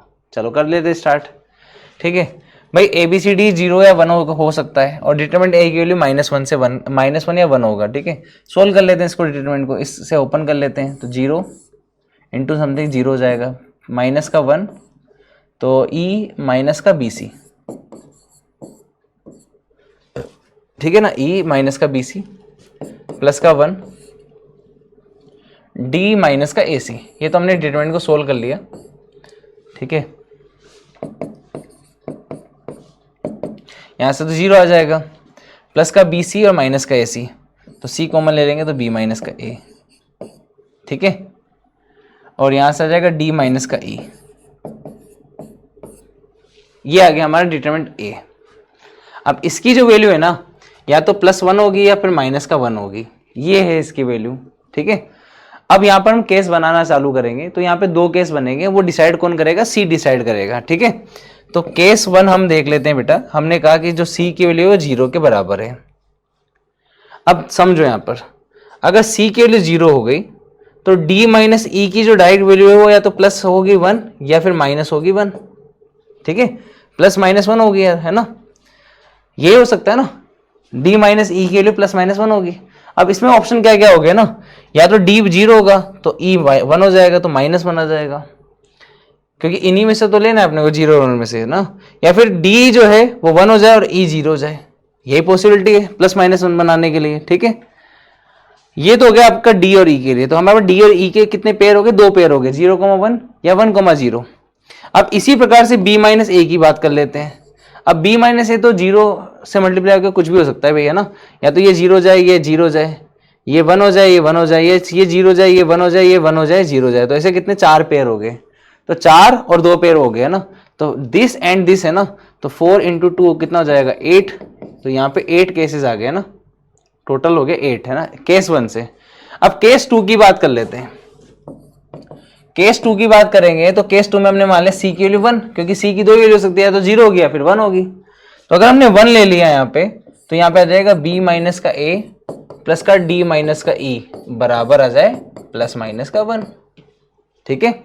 अब +-1 कैसे कैसे पॉसिबल है, +-1 ऐसे से पॉसिबल है, तो ये 0 हो जाए और ये 1 हो जाए, ठीक है, या फिर ये 1 हो जाए और ये 0 हो जाए, ऐसे ऐसे पॉसिबल है। या फिर ये +-1 हो जाए, ये 0 हो जाए, ठीक है ना, ये पॉसिबिलिटी है ना। बस आपको ये ध्यान रखना है कि कैसे कैसे हम ये बना सकते हैं। तो पहला केस 0 कैसे बना सकते हैं, 0 बनाने के लिए आपको ध्यान रखना पड़ेगा, 0 बनेगा जब या तो B 0 जाए और A भी 0 जाए, पहला केस, या फिर हमारा B 1 हो जाए और A भी 1 हो जाए, ये दूसरा केस हो गया, है ना, ठीक है। और इसके भी देख लेते हैं, इसके भी क्या क्या केस पॉसिबल है भाई। +-1 बनाने के लिए D के लिए जो है या तो 1 हो जाए और E के लिए 0 हो जाए, या फिर D के लिए 0 हो जाए और E के लिए 1 हो जाए, यही केस पॉसिबल है ना। तो टोटल कितने केस हो गए, मतलब वैल्यूज वाइज बात करेंगे तो 2 और 2 टोटल हो गए 4। इसी प्रकार से सेम वैसे ही यहाँ पे बन जाएंगे 4 केसेस, तो 4 यहाँ पे बन गए, तो 4 + 4 कितना हो जाएगा 8 हो जाएगा ना। तो यहाँ पे या तो ये होगा या फिर ये होगा, इसलिए हमने यहाँ पे ऐड किया है ना, ऐड किया है, ठीक है। तो केस यहाँ पे कितने हो गए, 8 हो गए। अच्छा यहाँ पे भी 8 है और यहाँ पे भी 8 है, तो टोटल कितने हो जाएंगे, टोटल हो जाएगा 8 प्लस का 8, दैट मीन्स 16। तो आंसर आएगा इसका 16, ठीक है। सिंपल क्वेश्चन था, ठीक है। चलिए इसी के साथ आगे बढ़ते हैं। अगला है a group of 9 students S1 S2 S3 so on S9 is to be divided to form three teams X, Y and Z of sizes 2, 3, 4 respectively. Suppose that S1 cannot be selected for the team X and S2 cannot be selected for the team Y. Then the number of ways to form such team is, है ना, ठीक है। तो पहले हम बात करते हैं बेटा टोटल में से। टोटल में से हम क्या करेंगे भाई, टोटल ग्रुप बना लेते हैं। टोटल में से हम वो सब्ट्रैक्ट कर देंगे जिसमें आपने सेट S1 को X1 पकड़ा रखा है ना। Set S1 can not selected for the team X, है ना। S1 जो स्टूडेंट मान लेते हैं वो X में नहीं आना चाहिए। हमने पहला टोटल में से हमने घटा दिया, जिसमें आपका जो S1 है ना, वो S1 क्या है आपका, X में बिलोंग्स कर रहा है ना। S1 जो है वो सेट X में है ना, ठीक है। ये हटा दिया हमने, ठीक है। हम यहाँ पे बोल सकते हैं हमने नंबर ऑफ वो नंबर्स हटा दिए, नंबर ऑफ वो सेट हटा दिए जिसमें जो S1 है ना आपका वो X को बिलोंग्स कर रहा है, ठीक है। अगला केस आपने क्या बोला आगे, and S2 can not be selected for the team Y। तो S2 भी सेलेक्ट नहीं होना चाहिए टीम Y के लिए, तो हमने वो हटा दिया कि जिसमें S2 जो है ना वो टीम Y में था, ठीक है।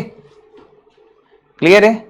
अब आपने इस वाले केस में कुछ केसेस Y वाले भी हटाए होंगे और इस वाले में X वाले भी हटा दिए होंगे, तो डबल हो गया ना। दोनों साइड में आपने X और Y 2 बार हटा दिया, तो आप उसको एक बार प्लस कर दो। N S1 belongs to X and N S2 belongs to X, sorry S2 belongs to Y, ठीक है। ये आपको ऐड भी करना पड़ेगा बस। अब आपको समझ में आ गया होगा हमने क्या किया, टोटल में से हमने वो हटा दिया जिसमें S1 जो है ना, स्टूडेंट 1 जो है वो X सेट का पार्ट था, तो वो हटा दिया। इसी प्रकार से S2 Y में नहीं होना चाहिए, तो Y वाला पार्ट भी हटा दिया। और हमने इधर में Y वाला हटा दिया होगा, इधर वाले में X वाला भी हटा दिया होगा, क्योंकि हमने दोनों को सेपरेटली हटाया है, ठीक है। तो इसीलिए हमको फिर लास्ट में ऐड करना पड़ा। तो टोटल क्या हो जाएगा, आपके पास में 9 स्टूडेंट है तो फैक्टोरियल 9, जिसमें से आपने 3 तरह के ग्रुप बना रखे। पहला ग्रुप है 2 बच्चों का, दूसरा है 3 का और तीसरा है 4 का। अब उसमें से आपने वो सेट हटा दिया जिसमें आपने S1 स्टूडेंट को पर्टिकुलर X को पकड़ा दिया था, तो वो तो चला गया ना X में। तो आपके पास बच्चे कितने स्टूडेंट, 8 बच्चे। अब देखो जो X की जो पहले थी 2 बच्चे ले सकता था, उसमें ऑलरेडी आपने X बिठा रखा है, सॉरी X में ऑलरेडी S1 बिठा रखा है, तो अब इसकी साइज कितनी हो जाएगी, 1 हो जाएगी, और बाकी के दोनों की सेम साइज रहेगी, ठीक है, माइनस का। अब सिमिलरली आपने S2 उठाया और उसको भेज दिया बाहर, तो अब बचे कितने बच्चे, 8 बच्चे बचे। और अब जो है ना S1 के पास ऑप्शन आपके 2 ही रहेंगे क्योंकि इस बार आप S2 को सेलेक्ट कर रहे हो और S2 Y में नहीं जाता, बाकी कहीं पे भी जा सकता है। तो आप इस बार Y को पकड़ा रहे हो आप S2, है ना, ताकि वो हटा सके अपन वहां से। तो अगर आप ध्यान से देखोगे तो S2 पकड़ा दिया आपने Y को, तो एक बच्चा तो आप ऑलरेडी ले चुके हो उसके लिए, Y के लिए, तो 3 थे। अब 3 में से बचेंगे कितने, 2 बचेंगे और फैक्टोरियल 4, ठीक है। ये वो केस है जब आपने X को भी पकड़ा दिया S1 और Y को भी पकड़ा दिया S2, तो टोटल 2 चले गए तो कितना आ जाएगा, 7 हो जाएगा, और दोनों की साइज कम हो जाएगी ना 1 से, तो ये हमारा हो जाएगा, ठीक है। इसको यहाँ पे हम कैलकुलेट कर लेंगे। फाइनल आंसर मैं बता देता हूँ क्या आएगा यहाँ पे। फाइनल आंसर हमारे पास में जब हम इसको सोल्व करेंगे तो आंसर आएगा 665, ठीक है। 665 यहाँ पे हमारा आंसर आ जाएगा, ठीक है। सिंपलीफाई का नया तरीका सब जानते हो कैसे कैलकुलेट करते हैं। फैक्टोरियल 4 से हटा देंगे तो 98765 है ना, फिर 3 और 2 है तो उससे भी कैंसिल कर लेंगे, ठीक है। इसी प्रकार से यहाँ पे हटा देंगे, यहाँ पे हटा देंगे और जोड़ देंगे, ठीक है। चलिए आगे बढ़ते हैं। अगला क्वेश्चन हमारा ये हो जाता है यहाँ पर, let OP vector is equal to alpha minus 1 upon alpha I cap plus J cap plus K cap, O Q बराबर I cap plus beta minus 1 upon beta J cap plus K cap, and O R vector is equal to I cap plus J cap plus का 1/2 K cap. Be 3 vectors where alpha comma B belongs to R minus 0 and O denotes the origin if O P cross O Q dot O R is equal to 0 and the point alpha beta 2 lies in the plane, ठीक है। चलो तो फटाफट से देख लेते हैं। पहली बात तो ये रिलेशन हम सोल्व कर लेंगे। यहाँ पे ओपी हमारे पास में, ओक्यू हमारे पास में और ओ आर भी हमारे पास में, तो यहाँ पे स्केलर ट्रिपल प्रोडक्ट है ना, तो डिटरमिनेंट क्या हो जाएगा 0 के बराबर।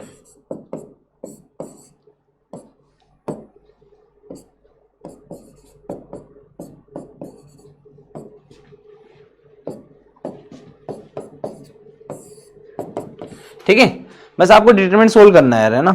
तो डिटरमिनेंट को सोल्व करूंगा यहाँ पे मैं, तो मेरे पास में यहां से निकल कर आएगा, ठीक है। डिटरमिनेंट को सोल्व करूंगा तो मेरे पास में यहां से आएगा, सोल्व करने के बाद में अल्फा माइनस का 1/अल्फा इंटू में यहाँ पे आ जाएगा माइनस का बीटा माइनस का 1 अपॉन में 2 बीटा, ठीक है, माइनस सॉरी प्लस का 1/2 और प्लस का 1 बीटा, ठीक है। ये हमारे पास में आएगा फाइनली। क्लियर है ना। अब इसको हम सिंप्लीफाई करते रहेंगे यार, है ना। तो यहां से कितना जाएगा 2 अल्फा बीटा जाएगा, यहाँ पे कितना 2 अल्फा बीटा आ गया, एलसीएम लिया अपन ने यहाँ पर, ठीक है। सॉरी एलसीएम का मल्टीप्लाई किया, 2 अल्फा बीटा आ गया, ऊपर मल्टीप्लाई करेंगे यहाँ पे तो माइनस का 1 तो कॉमन ले लो, तो अल्फा इंटू बीटा, ठीक है, और प्लस का अल्फा माइनस का बीटा और यहाँ पे आ जाएगा माइनस का 1, ठीक है। इसी प्रकार से यहाँ पे भी एलसीएम ले लेंगे तो प्लस का यहाँ पे आ जाएगा 2 बीटा और बीटा प्लस का 2 बराबर 0, ठीक है। ये उस साइड चला जाएगा तो यहाँ से आ जाएगा बीटा प्लस का 2 अपॉन में 2 बीटा बराबर आ जाएगा अल्फा बीटा प्लस का अल्फा माइनस का बीटा माइनस का 1 अपॉन में 2 अल्फा बीटा। यहाँ पे देखो 2 बीटा से 2 बीटा चला जाएगा, अल्फा को इधर मल्टीप्लाई कर देंगे तो अल्फा बीटा प्लस का 2 अल्फा बराबर आ जाएगा अल्फा बीटा प्लस का अल्फा माइनस का बीटा और माइनस का 1। अल्फा बीटा से अल्फा बीटा कैंसिल हो गया, इसको पूरे को इधर लेकर आएंगे तो यहां से हमारे पास क्या रिलेशन आ गया, अल्फा प्लस का बीटा प्लस का 1 बराबर आ जाएगा 0 के, ठीक है। अल्फा प्लस का बीटा प्लस का 1 किसके आ जाएगा 0 के बराबर आ जाएगा। अब चलिए आगे देखते हैं, अगर ये पॉइंट जो है ना इस प्लेन के ऊपर है तो दैट मीन्स इसको सेटिस्फाई करेगा, ठीक है। तो सेटिस्फाई करा देते हैं यहाँ पर, है ना।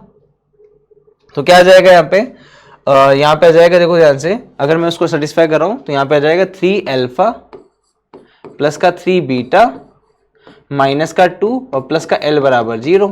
यहां से देखो ध्यान से, है ना, 3 अल्फा 3 कॉमन ले लेंगे तो अल्फा प्लस बीटा, तो अल्फा प्लस बीटा के लिए तो -1 है, तो यहाँ पे माइनस का 1 और यहाँ पे आ जाएगा प्लस का L माइनस का 2 बराबर 0, तो यहाँ से आ जाएगा माइनस का 3 और माइनस का 3 और माइनस का 2, तो माइनस का 5 आ गया ना।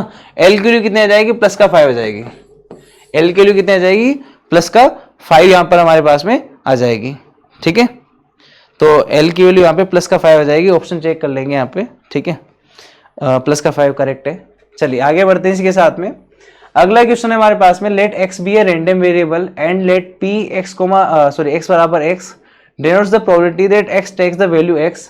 Suppose that the points x p probability of x equal to x where x is 0 1 2 3 4 lies on a fixed straight line in the xy plane and p probability of x equal to 0 for all x belongs to R minus 0 1 2 3 4 if the mean of x is 5/2 and the variance of x is alpha then the value of 24 alpha is, ठीक है। 24 alpha क्या होगा वो बताना है अपने को, ठीक है। चलिए फटाफट से देख लेते हैं यहाँ पर। तो ये देखो यार ध्यान से देखो, तो ये जो है ना, अगर हम 0 रखते हैं तो 0 p 0 है ना, p ऑफ 0, 1 रखते हैं तो 1 p ऑफ 1, 2 रखते हैं तो 2 p ऑफ 2, और ऐसे ही यहाँ पे 3 रखेंगे तो 3 p ऑफ 3, और 4 रखेंगे तो 4, पी ऑफ 4, ये सब क्या हो रहा है भाई, एक लाइन के ऊपर लाई कर रहा है ना, एक लाइन के ऊपर लाई कर रहा है। लेट सपोज ये लाइन है, तो इस लाइन पे पॉइंट है भैया ना, कहीं पर भी पॉइंट है ना, ये पॉइंट्स है आपके, ठीक है। तो ये देखो 0 1 2 3 4 अगर पॉइंट्स लाइन के ऊपर है ना, तो अगर ध्यान से देखें तो ये एपी में 0 1 2 3 4, तो ये P1 P2 P3 ये सब भी क्या होगा, एपी में हो जाएगा ना आपका। ये भी P0 P1 P2 P3 और P4 ये सब भी क्या हो जाएगा आपका, एपी में हो जाएगा। तो ये एपी की कहानी हो गई आपकी, है ना, ये सब एपी में हो गया। अब देखो ध्यान से, तो अगर हम यहाँ पे इसको लेट सपोज P मान लेते हैं, तो ये क्या हो जाएगा, P माइनस का D। भाई 5 नंबर होते हैं ना, तो अपन ऐसे तो सजेस्ट करते हैं कि 5 नंबर है तो P minus D, P plus D, sorry ऐसे देखते हैं P minus 2D, P minus D, P, फिर यहाँ पे आ जाता है P प्लस D और यहाँ पे आ जाता है P प्लस 2D। क्लियर है, ये हमारा हो गया। अब देखो सबसे बड़ी बात तो ये हो गई कि हमारे पास एक रिलेशन तो आ गया निकल के कि भाई एपी है, तो से फायदा हो गया हमारे पास में। अब हम सबसे पहला काम क्या करने वाले हैं कि हमें पता है ओवरऑल प्रोबेबिलिटी बराबर क्या हो जाएगी, 1 के बराबर हो जाएगी अगर सम करेंगे तो इनका जोड़ दो यार, है ना। तो यहाँ से कितना आ जाएगा 5p बराबर 1, तो p के लिए सबसे पहले निकल गई 1/5, p के लिए 1/5 आ गई, ये हमें सबसे पहले पता चल गया है ना, ठीक है। अगला हमें यहाँ पे पता है मीन, तो मीन को हम यहाँ पे यूज करेंगे, ठीक है। मीन क्या हो जाएगा, summation of x p of x from x equal to 0 to 4, ये हमें दे रखा है 5/2, इसको यूज करेंगे ना अपन, तो यहां से हमारे पास सारी वैल्यू निकल के आ जाएगी, p of 0, p of 1, p of 2 सबकी वैल्यू निकल कर आ जाएगी। रख देते हैं इसके अंदर, है ना।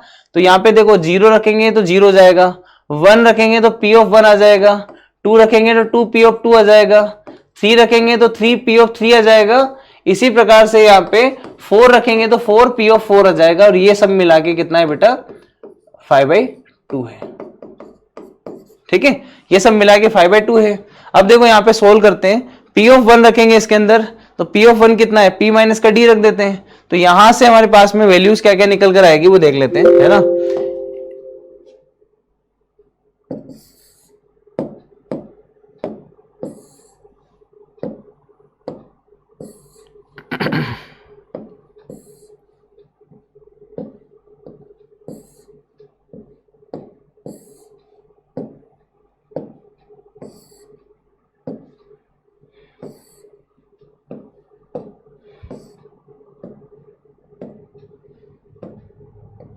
ठीक है, चलो करते हैं स्टार्ट।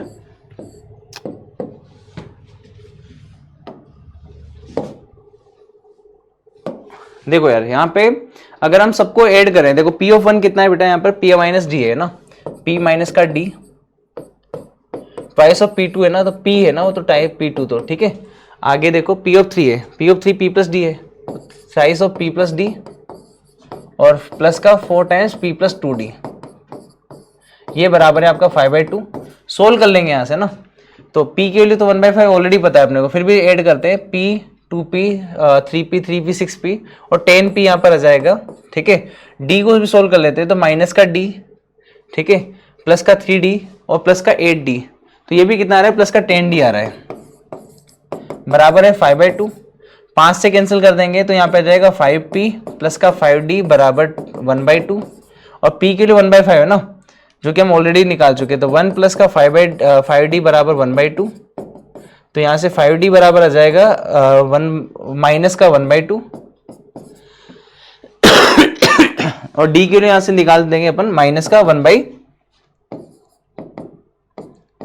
एक बार चेक कर लेते हैं क्या ये d की वैल्यू जो है वो करेक्ट है, एक बार चेक कर लेते हैं यहाँ पर 10 अच्छा 5 से डिवाइड किया, यहाँ पे 2 आएगा ना, सॉरी यहाँ पे गड़बड़ हो गई है ना, यहाँ पे 5 से डिवाइड किया है, तो या फिर ऐसा रहने दो, इसको एज इट इज लिख लेते हैं, ठीक है।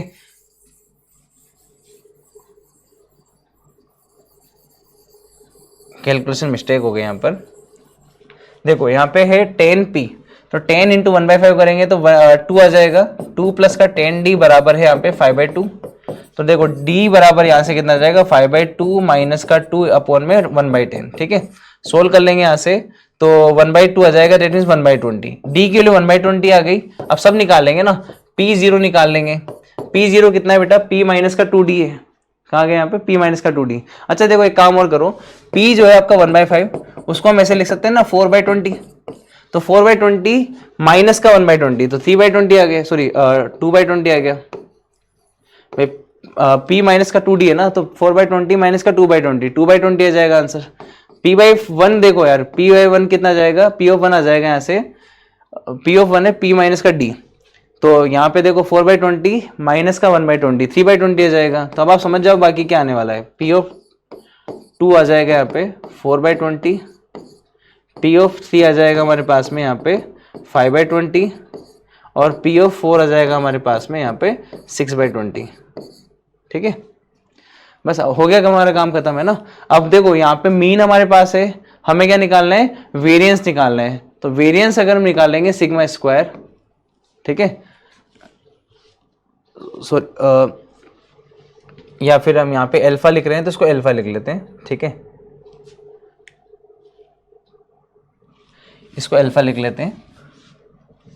तो अल्फा स्क्वायर, अल्फा कितना जाएगा यहाँ से, अल्फा हो जाएगा यहाँ पे समेशन ऑफ एक्स आई का square into P of x, sorry x square P of x, x बराबर 0 to 4 माइनस का मीन का स्क्वायर, ठीक है, मीन का स्क्वायर करेंगे यहाँ पे। तो यहाँ पे देखो कितना जाएगा, 0 का स्क्वायर इंटू पी ऑफ 0, 0 आ जाएगा, 1 का स्क्वायर इंटू पी ऑफ 1, तो पी ऑफ 1 ही आ जाएगा, प्लस 2 का square into P of 2, plus 3 का स्क्वायर इंटू पी ऑफ 3, और प्लस 4 का स्क्वायर इंटू पी ऑफ 4। तो बस आपको क्या करना है ना, P of 1, P of 2, P of 3 और पी ऑफ 4 की वैल्यू यहां से यहाँ पे सब्स्टिट्यूट करनी है, और सिग्मा स्क्वायर आ जाएगा यहाँ पे 5/2 का स्क्वायर, दैट मींस 25/4, बस खत्म। तो जैसे आप यहाँ पे वैल्यूज रखोगे इन सब की एंड कैलकुलेट करोगे अल्फा को, तो अल्फा की जो वैल्यू आती है ना, वो मैं बता देता हूँ यहाँ पे आपको, वो आएगी 35/20, ठीक है, 35/20, जिसको हम 7/4 भी लिख सकते हैं। तो 7/4 आएगी यहाँ से वैल्यू, ठीक है, 7/4 आएगी। हमसे क्या पूछा है यहाँ पे, 24 अल्फा पूछा है। तो अगर आप 7/4 को 24 से मल्टीप्लाई कर दोगे तो वहां से आ जाएगा 42, ठीक है, 42 इसका आंसर आ जाएगा, ठीक है बेटा। तो यहाँ भी सिंपल क्वेश्चन है प्रोबेबिलिटी का, बस सॉरी यहाँ पे मीन मोड मीडियन स्टैटिस्टिक्स भी यूज है ना, ठीक है। चलिए इसी के साथ आगे बढ़ते हैं।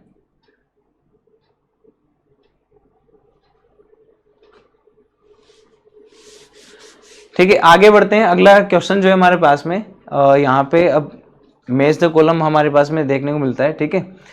लिखा हुआ है let alpha and beta be the distinct roots of the equation X square plus X minus का 1 इक्वल टू 0।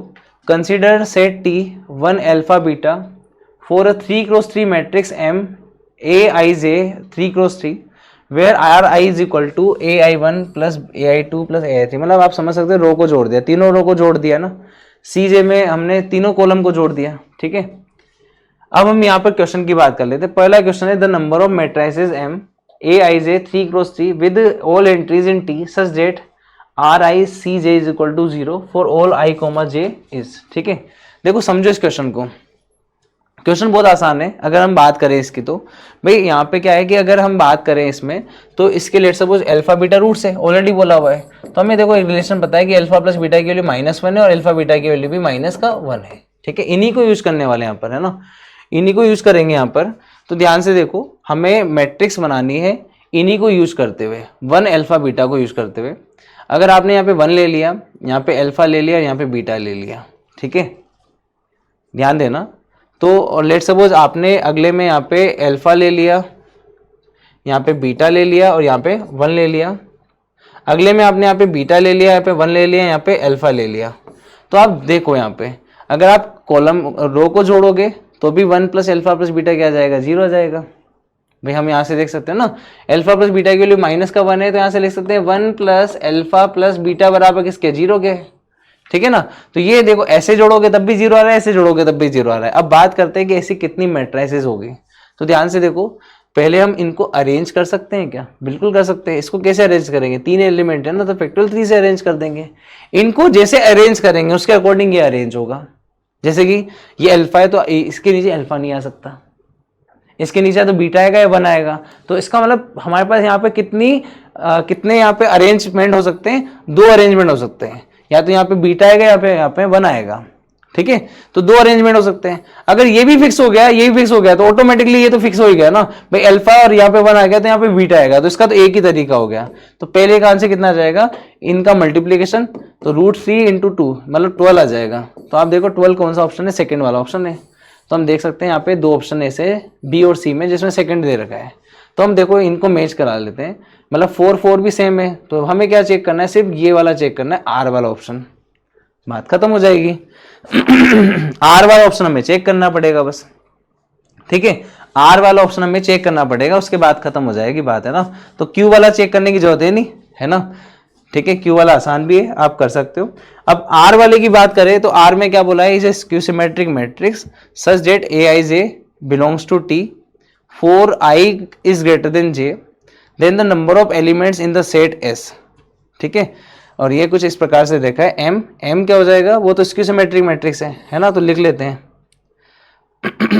0, यहाँ पर आ जाएगा लेट सपोज a21, तो यहाँ पे आ जाएगा माइनस का a21। ठीक है, यहाँ पे आ जाएगा a31, तो यहाँ पे आ जाएगा माइनस का a31, यहाँ पे फिर आ जाएगा 0। ठीक है, यहाँ पे अगर आपने लिया a32, तो यहाँ पे आ जाएगा माइनस का a32 और यहाँ पे 0। ये हमारा स्क्यू सिमेट्रिक मैट्रिक्स हो गया, और x y और z हो गया। ठीक है, और ये हमारा a12 0 और माइनस का a23 हो गया। ठीक है, आपको पता है अगर स्क्यू सिमेट्रिक मैट्रिक्स है और ऑड ऑर्डर है, मतलब 3 × 3 का है ना, तो ये 100% इसका डिटरमिनेंट क्या हो जाएगा, 0 जाएगा। अब ये 0 जाएगा तो यहाँ पे हमारे पास 2 ऑप्शन होते हैं, या तो नो सॉल्यूशन होगा या फिर हमारे पास में इनफाइनाइट सॉल्यूशन होंगे। ठीक है, या तो हमारे पास नो सॉल्यूशन आएगा या फिर इनफाइनाइट सॉल्यूशन आएंगे। क्लियर है बेटा। अब देखो यार, जब हम इसको मल्टीप्लाई कर रहे हैं यहाँ पे इसको इसके साथ में, तो क्या आ रहा है, माइनस का a21y और माइनस का a31z बराबर a12। तो बिल्कुल किसी न किसी x और y और z के लिए जो है आपको यहाँ पे a12 मिल सकता है, क्योंकि दोनों ही बिलोंग्स टू r है ना बेटा, x y z भी बिलोंग्स टू r है। और यहाँ पे ऑलरेडी हमें पता है कि ये तो 1 अल्फा बीटा में से कुछ है ना, तो ऑब्वियस बात है कि यहाँ पे आपको ऐसे इनफाइनाइट सॉल्यूशन मिल सकते हैं। ठीक है, नो सॉल्यूशन मिलेगा ही नहीं अपने को, राइट। तो यहाँ पे ये वाला ऑप्शन चला जाएगा तीसरे के साथ में। तो हम देखते हैं इसमें कौन सा ऑप्शन करेक्ट हो जाता है, सी वाला ऑप्शन हमारे यहाँ पे सीधा सीधा करेक्ट हो जाता है। ठीक है, चलिए इसी के साथ आगे बढ़ते हैं। अगला जो क्वेश्चन हमारे पास में यहाँ पर आ जाता है, ये 15 नंबर क्वेश्चन। ठीक है, लिखा हुआ let the straight line y = 2x touches a circle with centre 0, alpha, alpha positive है मतलब ऊपर की साइड है, and radius r at a point a1 and b1 with the points on the circle such that the line segment a1 b1 is the diameter of the circle, let alpha plus r is equal to 5 plus √5। बस यहाँ पे भी देखो simple है ना काम। यहाँ पे देखो ऐसा कुछ है, y बराबर 2x लाइन कुछ ऐसे हो जाएगी, और एक सर्कल जो है वो इसको टच कर रहा है और सेंटर उसका यहाँ पे और इस पर है, लाइन पर है ना। तो ऐसा कुछ सर्कल है। ठीक है,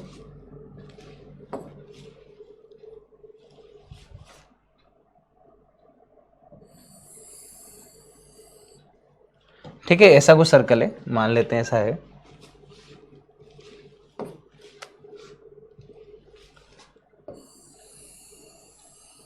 ठीक है, ऐसा कुछ है, ये सेंटर है यहाँ पर इसका 0, अल्फा। ठीक है, ये हमारा सेंटर हो गया सी, है ना।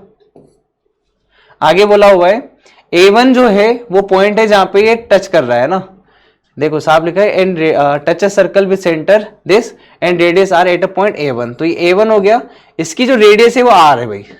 ठीक है, ये r हो गई, है ना। और क्या बोला है, ये y बराबर 2x है, ये भी पता है अपने को। ठीक है, ये o पॉइंट हो गया, ओरिजिन है ना।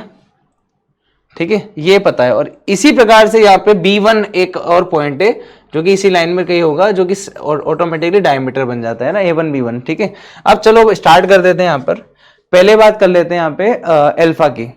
तो अल्फा निकालना, एक रिलेशन दे रखा है अल्फा प्लस r बराबर है 5 + √5, है ना। तो यहाँ पे एक यहाँ पे ये जो पॉइंट है इसकी इस लाइन से जो डिस्टेंस है ना वो हमारी r है। तो r बराबर क्या हो जाएगी, mode under 2x minus Y बराबर 0 लाइन है, ठीक है। तो माइनस का एल्फा अपॉन में रूट अंडर 5, ठीक है। यहाँ पे एल्फा पॉजिटिव है, तो एल्फा पॉजिटिव है तो यहाँ से डायरेक्ट आ जाएगा एल्फा बराबर रूट 5 आर, ठीक है। इसमें रख देंगे यहाँ पर, तो यहाँ से आ जाएगा रूट 5 आर प्लस का आर बराबर 5 प्लस रूट 5 है ना। इसमें से आर कॉमन ले ले तो आ जाएगा रूट 5 प्लस का 1, और रूट 5 कॉमन ले लेते हैं, यहाँ पे भी आ जाएगा रूट 5 प्लस का 1, ठीक है। ये कैंसिल हो गया, तो आर की वैल्यू आ गई रूट 5, आर की वैल्यू रूट 5 आ गई, तो एल्फा की वैल्यू आ गई 5। देखो अब सीधा सीधा दो ऑप्शन तो हमारे वैसे आ गए, एल्फा आर की वैल्यू आ गई 5 और एल्फा की वैल्यू आ गई रूट 5। तो पहला तो आ गया पी का वैल्यू 2 से और क्यू का वैल्यू 4 से, पी का 2 से और क्यू का 4 से। एक तो ये वाला ऑप्शन है ना, पी का 2 से और क्यू का 4 से, एक ये वाला ऑप्शन है, बाकी दोनों गलत हो जाएंगे बाकी दोनों, है ना।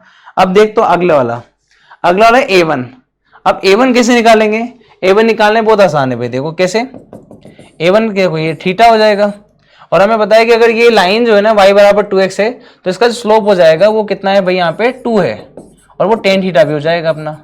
तो इसका ना टेन थीटा बराबर 2 आ गया, ठीक है, क्लियर है ना। टेन थीटा की वैल्यू 2 आ गई। अब ध्यान देंगे, हमें देखो यहाँ पे क्या क्या पता चल गया, ये r पता है और ये डिस्टेंस पता है OC। तो OC कितना है भाई, एल्फा, और एल्फा की वैल्यू 5 है ना, और r कितना है, रूट 5 है। तो अब यहां से देखो ये हमारा यहाँ पे परपेंडिकुलर है, हाइपोटेनस पता है, परपेंडिकुलर पता है, तो ये निकल जाएगा OA1। तो OA1 कितना जाएगा, रूट अंडर 5 का स्क्वायर माइनस का रूट 5 का स्क्वायर, तो आ जाएगा रूट 20, जिसको हम लिख सकते हैं 5 4 जाए ना 20 है ना, 2 रूट 5 लिख सकते हैं, ठीक है। तो 2 रूट 5 आ गया OA1। अब देखो यहां से अगर मैं OA1 पता है, तो OA1 कोस थीटा इसका एक्स कोऑर्डिनेट हो जाएगा ना, OA1 कोस थीटा कोमा, और इसी प्रकार से OA1 साइन थीटा हमारा वाई कोऑर्डिनेट हो जाएगा। बस अब हमें यहाँ पे OA1 की और कोस थीटा साइन थीटा की वैल्यू रख देनी है यहाँ पर, है ना। तो टेन थीटा अगर 2 है तो साइन थीटा की वैल्यू निकाल सकते हैं। साइन थीटा कितना आ जाएगा, परपेंडिकुलर 2 आ जाएगा, और बेस हमारा 1 है, तो यहाँ पे आ जाएगा रूट 5, ठीक है। और कोस थीटा की वैल्यू आ जाएगी यहाँ पे 1 अपॉन रूट 5। तो रख दो इसके अंदर OA1 हमारे पास 2 रूट 5 है ना, तो 2 रूट 5 इंटू 1 बाई रूट 5, तो 2 आ जाएगा। और यहाँ पे OA1 साइन थीटा, तो OA1 2 रूट 5 है और ये आ जाएगा 4। तो देख लो ऐसा ऑप्शन कौन सा है, 2,4। तो यहाँ पे देखो A1 का 5 से रिलेशन है। अब देखो इन दोनों में कौन सा वाला करेक्ट हो जाएगा। अगला है A1 का 5 से कनेक्शन है, सॉरी P तो हमारा एल्फा तो हमारे 5 है ना, उल्टा कर दिया अपन ने यहाँ पर।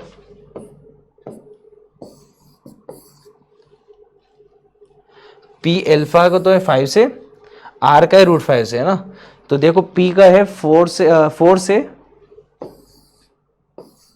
और Q का है 2 से, सही है। और अगला R भी निकल गया अपने पास 5, तो यहाँ से C ऑप्शन हमारा करेक्ट हो जाता है, ठीक है। C ऑप्शन हमारा करेक्ट हो जाता है। और अब क्या करना है अपने को, अगर ये निकालना है बीटा B1, तो B1 को मान लो x1 को y1, उसका मिड पॉइंट हमारा ये सेंटर है, तो मिड पॉइंट से हम यहाँ पे x1 और y1 की वैल्यू निकाल सकते हैं, ठीक है। चलिए इसी के साथ आगे बढ़ते हैं। अगला क्वेश्चन हमारे पास यहाँ पे है, let gamma belongs to R be such that the lines L1 is equal to this and L2 is equal to this intersect, let R1 be the point of intersection L1 and L2, let O is 0,00 है ना, ठीक है, origin है यहाँ पे, and n cap denotes a unit normal vector to the plane containing both the lines L1 and L2, ठीक है। अब ध्यान देना, L1 के अगर पैरेलल अगर हम लाइन वेक्टर की बात करें, तो L1 के पैरेलल वेक्टर है वो जाएगा I कैप प्लस का 2j कैप और प्लस का 3k कैप, ठीक है। लेट सपोज ये प्लेन है हमारा, ये लाइन L1 है, ये L2 है,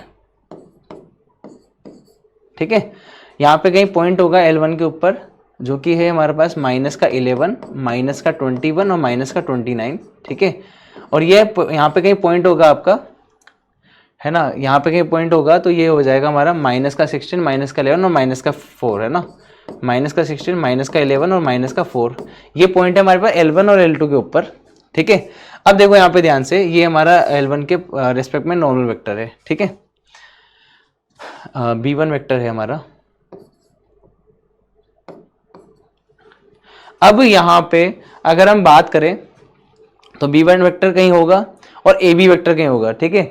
अब b1 और ab का जो क्रॉस होगा ना वो नॉर्मल वेक्टर की डायरेक्शन में होगा, समझ रहे हो ना आप। b1 वेक्टर भी इस प्लेन के ऊपर है और नॉर्मल ये ab वेक्टर, अगर मैं इसको पॉइंट a बोलता हूँ, यहाँ पे पॉइंट b है, तो ab वेक्टर भी इसी लाइन पर है, मतलब इसी प्लेन में है। तो हम बोल सकते हैं कि जो b और ab की बात करेंगे ना तो ये b1 वेक्टर और ab का क्रॉस करते हैं तो ये नॉर्मल की डायरेक्शन में आ जाएगा, ठीक है ना, नॉर्मल की डायरेक्शन में आ जाएगा। और अगर मैं इसको मैग्नीट्यूड से डिवाइड कर दूं ना तो लेट्स सपोज मैग्नीट्यूड को p बोल देते हैं, तो अगर मैं p से मल्टीप्लाई कर दूं तो ये n कैप के बराबर है, नॉर्मल वेक्टर के बराबर है n कैप जो है ना, ठीक है। तो हम यहां से n कैप निकाल सकते हैं। तो देखो b1 हमारे पास में है, ab हम निकाल लेंगे यहां से, तो b1 हमारे पास में i कैप प्लस का 2j कैप प्लस का 3k कैप, ठीक है। और यहां से ab वेक्टर है, ab वेक्टर निकालेंगे तो माइनस का 16 और माइनस का 11 प्लस का 11 हो जाएगा, तो माइनस का 5, ठीक है, 5i कैप माइनस का 11 और प्लस का 21, तो यहाँ से आ जाएगा प्लस का 10j कैप, ठीक है। और यहाँ पे आ जाएगा माइनस का 4 और प्लस का 29 प्लस का 25j कैप। अब जब हम यहाँ पे इनका क्रॉस करेंगे, ठीक है, जब हम इनका क्रॉस करेंगे यहाँ पे तो फाइनली हमें क्या मिलेगा वो मैं यहाँ पे लिख देता हूँ आपके पास यहाँ पे, ठीक है। यहाँ पे जब हम इसका क्रॉस करेंगे, ठीक है, क्रॉस करेंगे तो हमें मिलेगा यहाँ पे 20i के प्लस माइनस का 40j के प्लस का 20k के, सो नेगेटिव साइन के साथ मिलेगा 20i के माइनस का 20i के, ठीक है, प्लस का 40j के और माइनस का 20k के। और जब हम इसके मैग्नीट्यूड से डिवाइड कर देंगे इसको तो फाइनली हमारे पास में जो n वेक्टर निकल कर आएगा, n कैप निकल कर आएगा, वो यहाँ पे आ जाएगा n cap 1/√6 i cap minus का 2/√6 j कैप और प्लस का 1/√6 k कैप, ये निकल कर आएगा, जो कि हमारा ऑप्शन करेक्ट हो जाता है यहाँ पर ये वाला, ठीक है। अब possible choice for n cap is 4, तो यहाँ पे q में 4 आ जाएगा। तो ऐसे कौन से ऑप्शन है, 3 ऑप्शन है अभी भी है ना, q में 4, ठीक है। अब हमें चाहिए लेमडा, हमें क्या चाहिए यहाँ पर, लेमडा चाहिए। तो अब आप समझो ध्यान से कि b2 जो वेक्टर होगा ना, इसके पैरेलल वेक्टर होगा b2 वेक्टर, और b2 वेक्टर क्या है हमारे पास में 3ik प्लस का 2jk प्लस का लेमडा k के, तो 3ik प्लस का 2jk प्लस का लेमडा k के। अब आपको समझ में आ गया होगा कि ये भी तो इस प्लेन में लाई करेगा ना, तो b वेक्टर और डॉट n कैप जो होगा वो 0 के बराबर हो जाएगा, या फिर बोल सकते n वेक्टर 0 के बराबर हो जाएगा, ठीक है। तो b वेक्टर हमारे पास है 3i कैप प्लस का 2j कैप प्लस का लेमडा k कैप, ठीक है। और ये साथ में डॉट ले लेंगे n वेक्टर, जो n वेक्टर हम ऑलरेडी कैलकुलेट कर रहे थे, n कैप ये रहा हमारे पास, ठीक है। तो इसके साथ इसका डॉट ले लो, और जब डॉट लेंगे और सोल्व करेंगे तो यहां से हमारे पास आंसर आ जाएगा, ठीक है। यहां से हमारे पास फाइनल जो आंसर आएगा लेमडा की वैल्यू वो यहां पे देख लेते हैं, वो कितनी आएगी, 1 के बराबर आ जाएगी, तो लेमडा की वैल्यू 1 आएगी, ठीक है। ऐसा कौन सा ऑप्शन है जिसमें 1 दे रखा हो, तो ये वाला ऑप्शन हमारे पास करेक्ट हो सकता है, या तो ए होगा या फिर सी होगा। अब देख लेते हैं दोनों में से कौन सा होगा, ठीक है। अब आगे हम बढ़े, हमें क्या चाहिए, OR1। तो देखिए यार R1 क्या है बेटा, बेसिकली वो पॉइंट है जो दोनों में है, बेसिकली बोल सकते हैं L1 और L2 का इंटरसेक्टिंग पॉइंट है, तो दोनों में लाई करेगा। तो यहां से अगर हम पॉइंट निकालें इसको लेमडा के बराबर या p के बराबर करके, तो x प्लस का 11/1 बराबर y प्लस का 21 यहां से आ जाएगा 2 बराबर यहाँ पे आ जाएगा z प्लस का 29/3 बराबर यहाँ पे आ जाएगा, इसको मान लेते हैं p के बराबर, ठीक है। और इसी प्रकार से सेकंड वाले को मान लेते हैं q के बराबर, तो x प्लस का 16/3 y प्लस का 11/2, ठीक है, और z प्लस का 4 लेमडा, ये बराबर q है। और लेमडा की वैल्यू तो ऑलरेडी हम निकाल चुके हैं, 1 के बराबर है, तो 1 आ जाएगा यहाँ पे, ठीक है। लेमडा की वैल्यू हम तो ऑलरेडी 1 निकाल चुके हैं, तो 1 रख देंगे यहाँ पे, ठीक है। अब जब सोल्व करेंगे यहाँ पे, जब सोल्व करेंगे तो यहां से x निकालेंगे, देखो x कोऑर्डिनेट क्या आ जाएगा आपका p माइनस का 11, यहां से y कोऑर्डिनेट आ जाएगा आपका 2p माइनस का 21 और यहाँ से z कोऑर्डिनेट आ जाएगा 3p माइनस का 29। ये जनरल कोऑर्डिनेट ले रहे हैं ना, ठीक है। यहाँ से क्या आ जाएगा x कोऑर्डिनेट 3q माइनस का 16, यहाँ से जाएगा 2q माइनस का 11 और यहाँ से जाएगा q माइनस का 4। बस आपको क्या करना है, यहाँ पे इक्वेट कर देना है। दो भी इक्वेट करोगे ना, से p और q की वैल्यू आ जाएगी और वहां से फाइनली पॉइंट भी निकल कर आ जाएगा। तो मैं आपको बता देता हूँ p और q की वैल्यू क्या आएगी यहाँ से निकल कर, p की वैल्यू आ जाएगी 10 और q की वैल्यू आ जाएगी 5, ठीक है।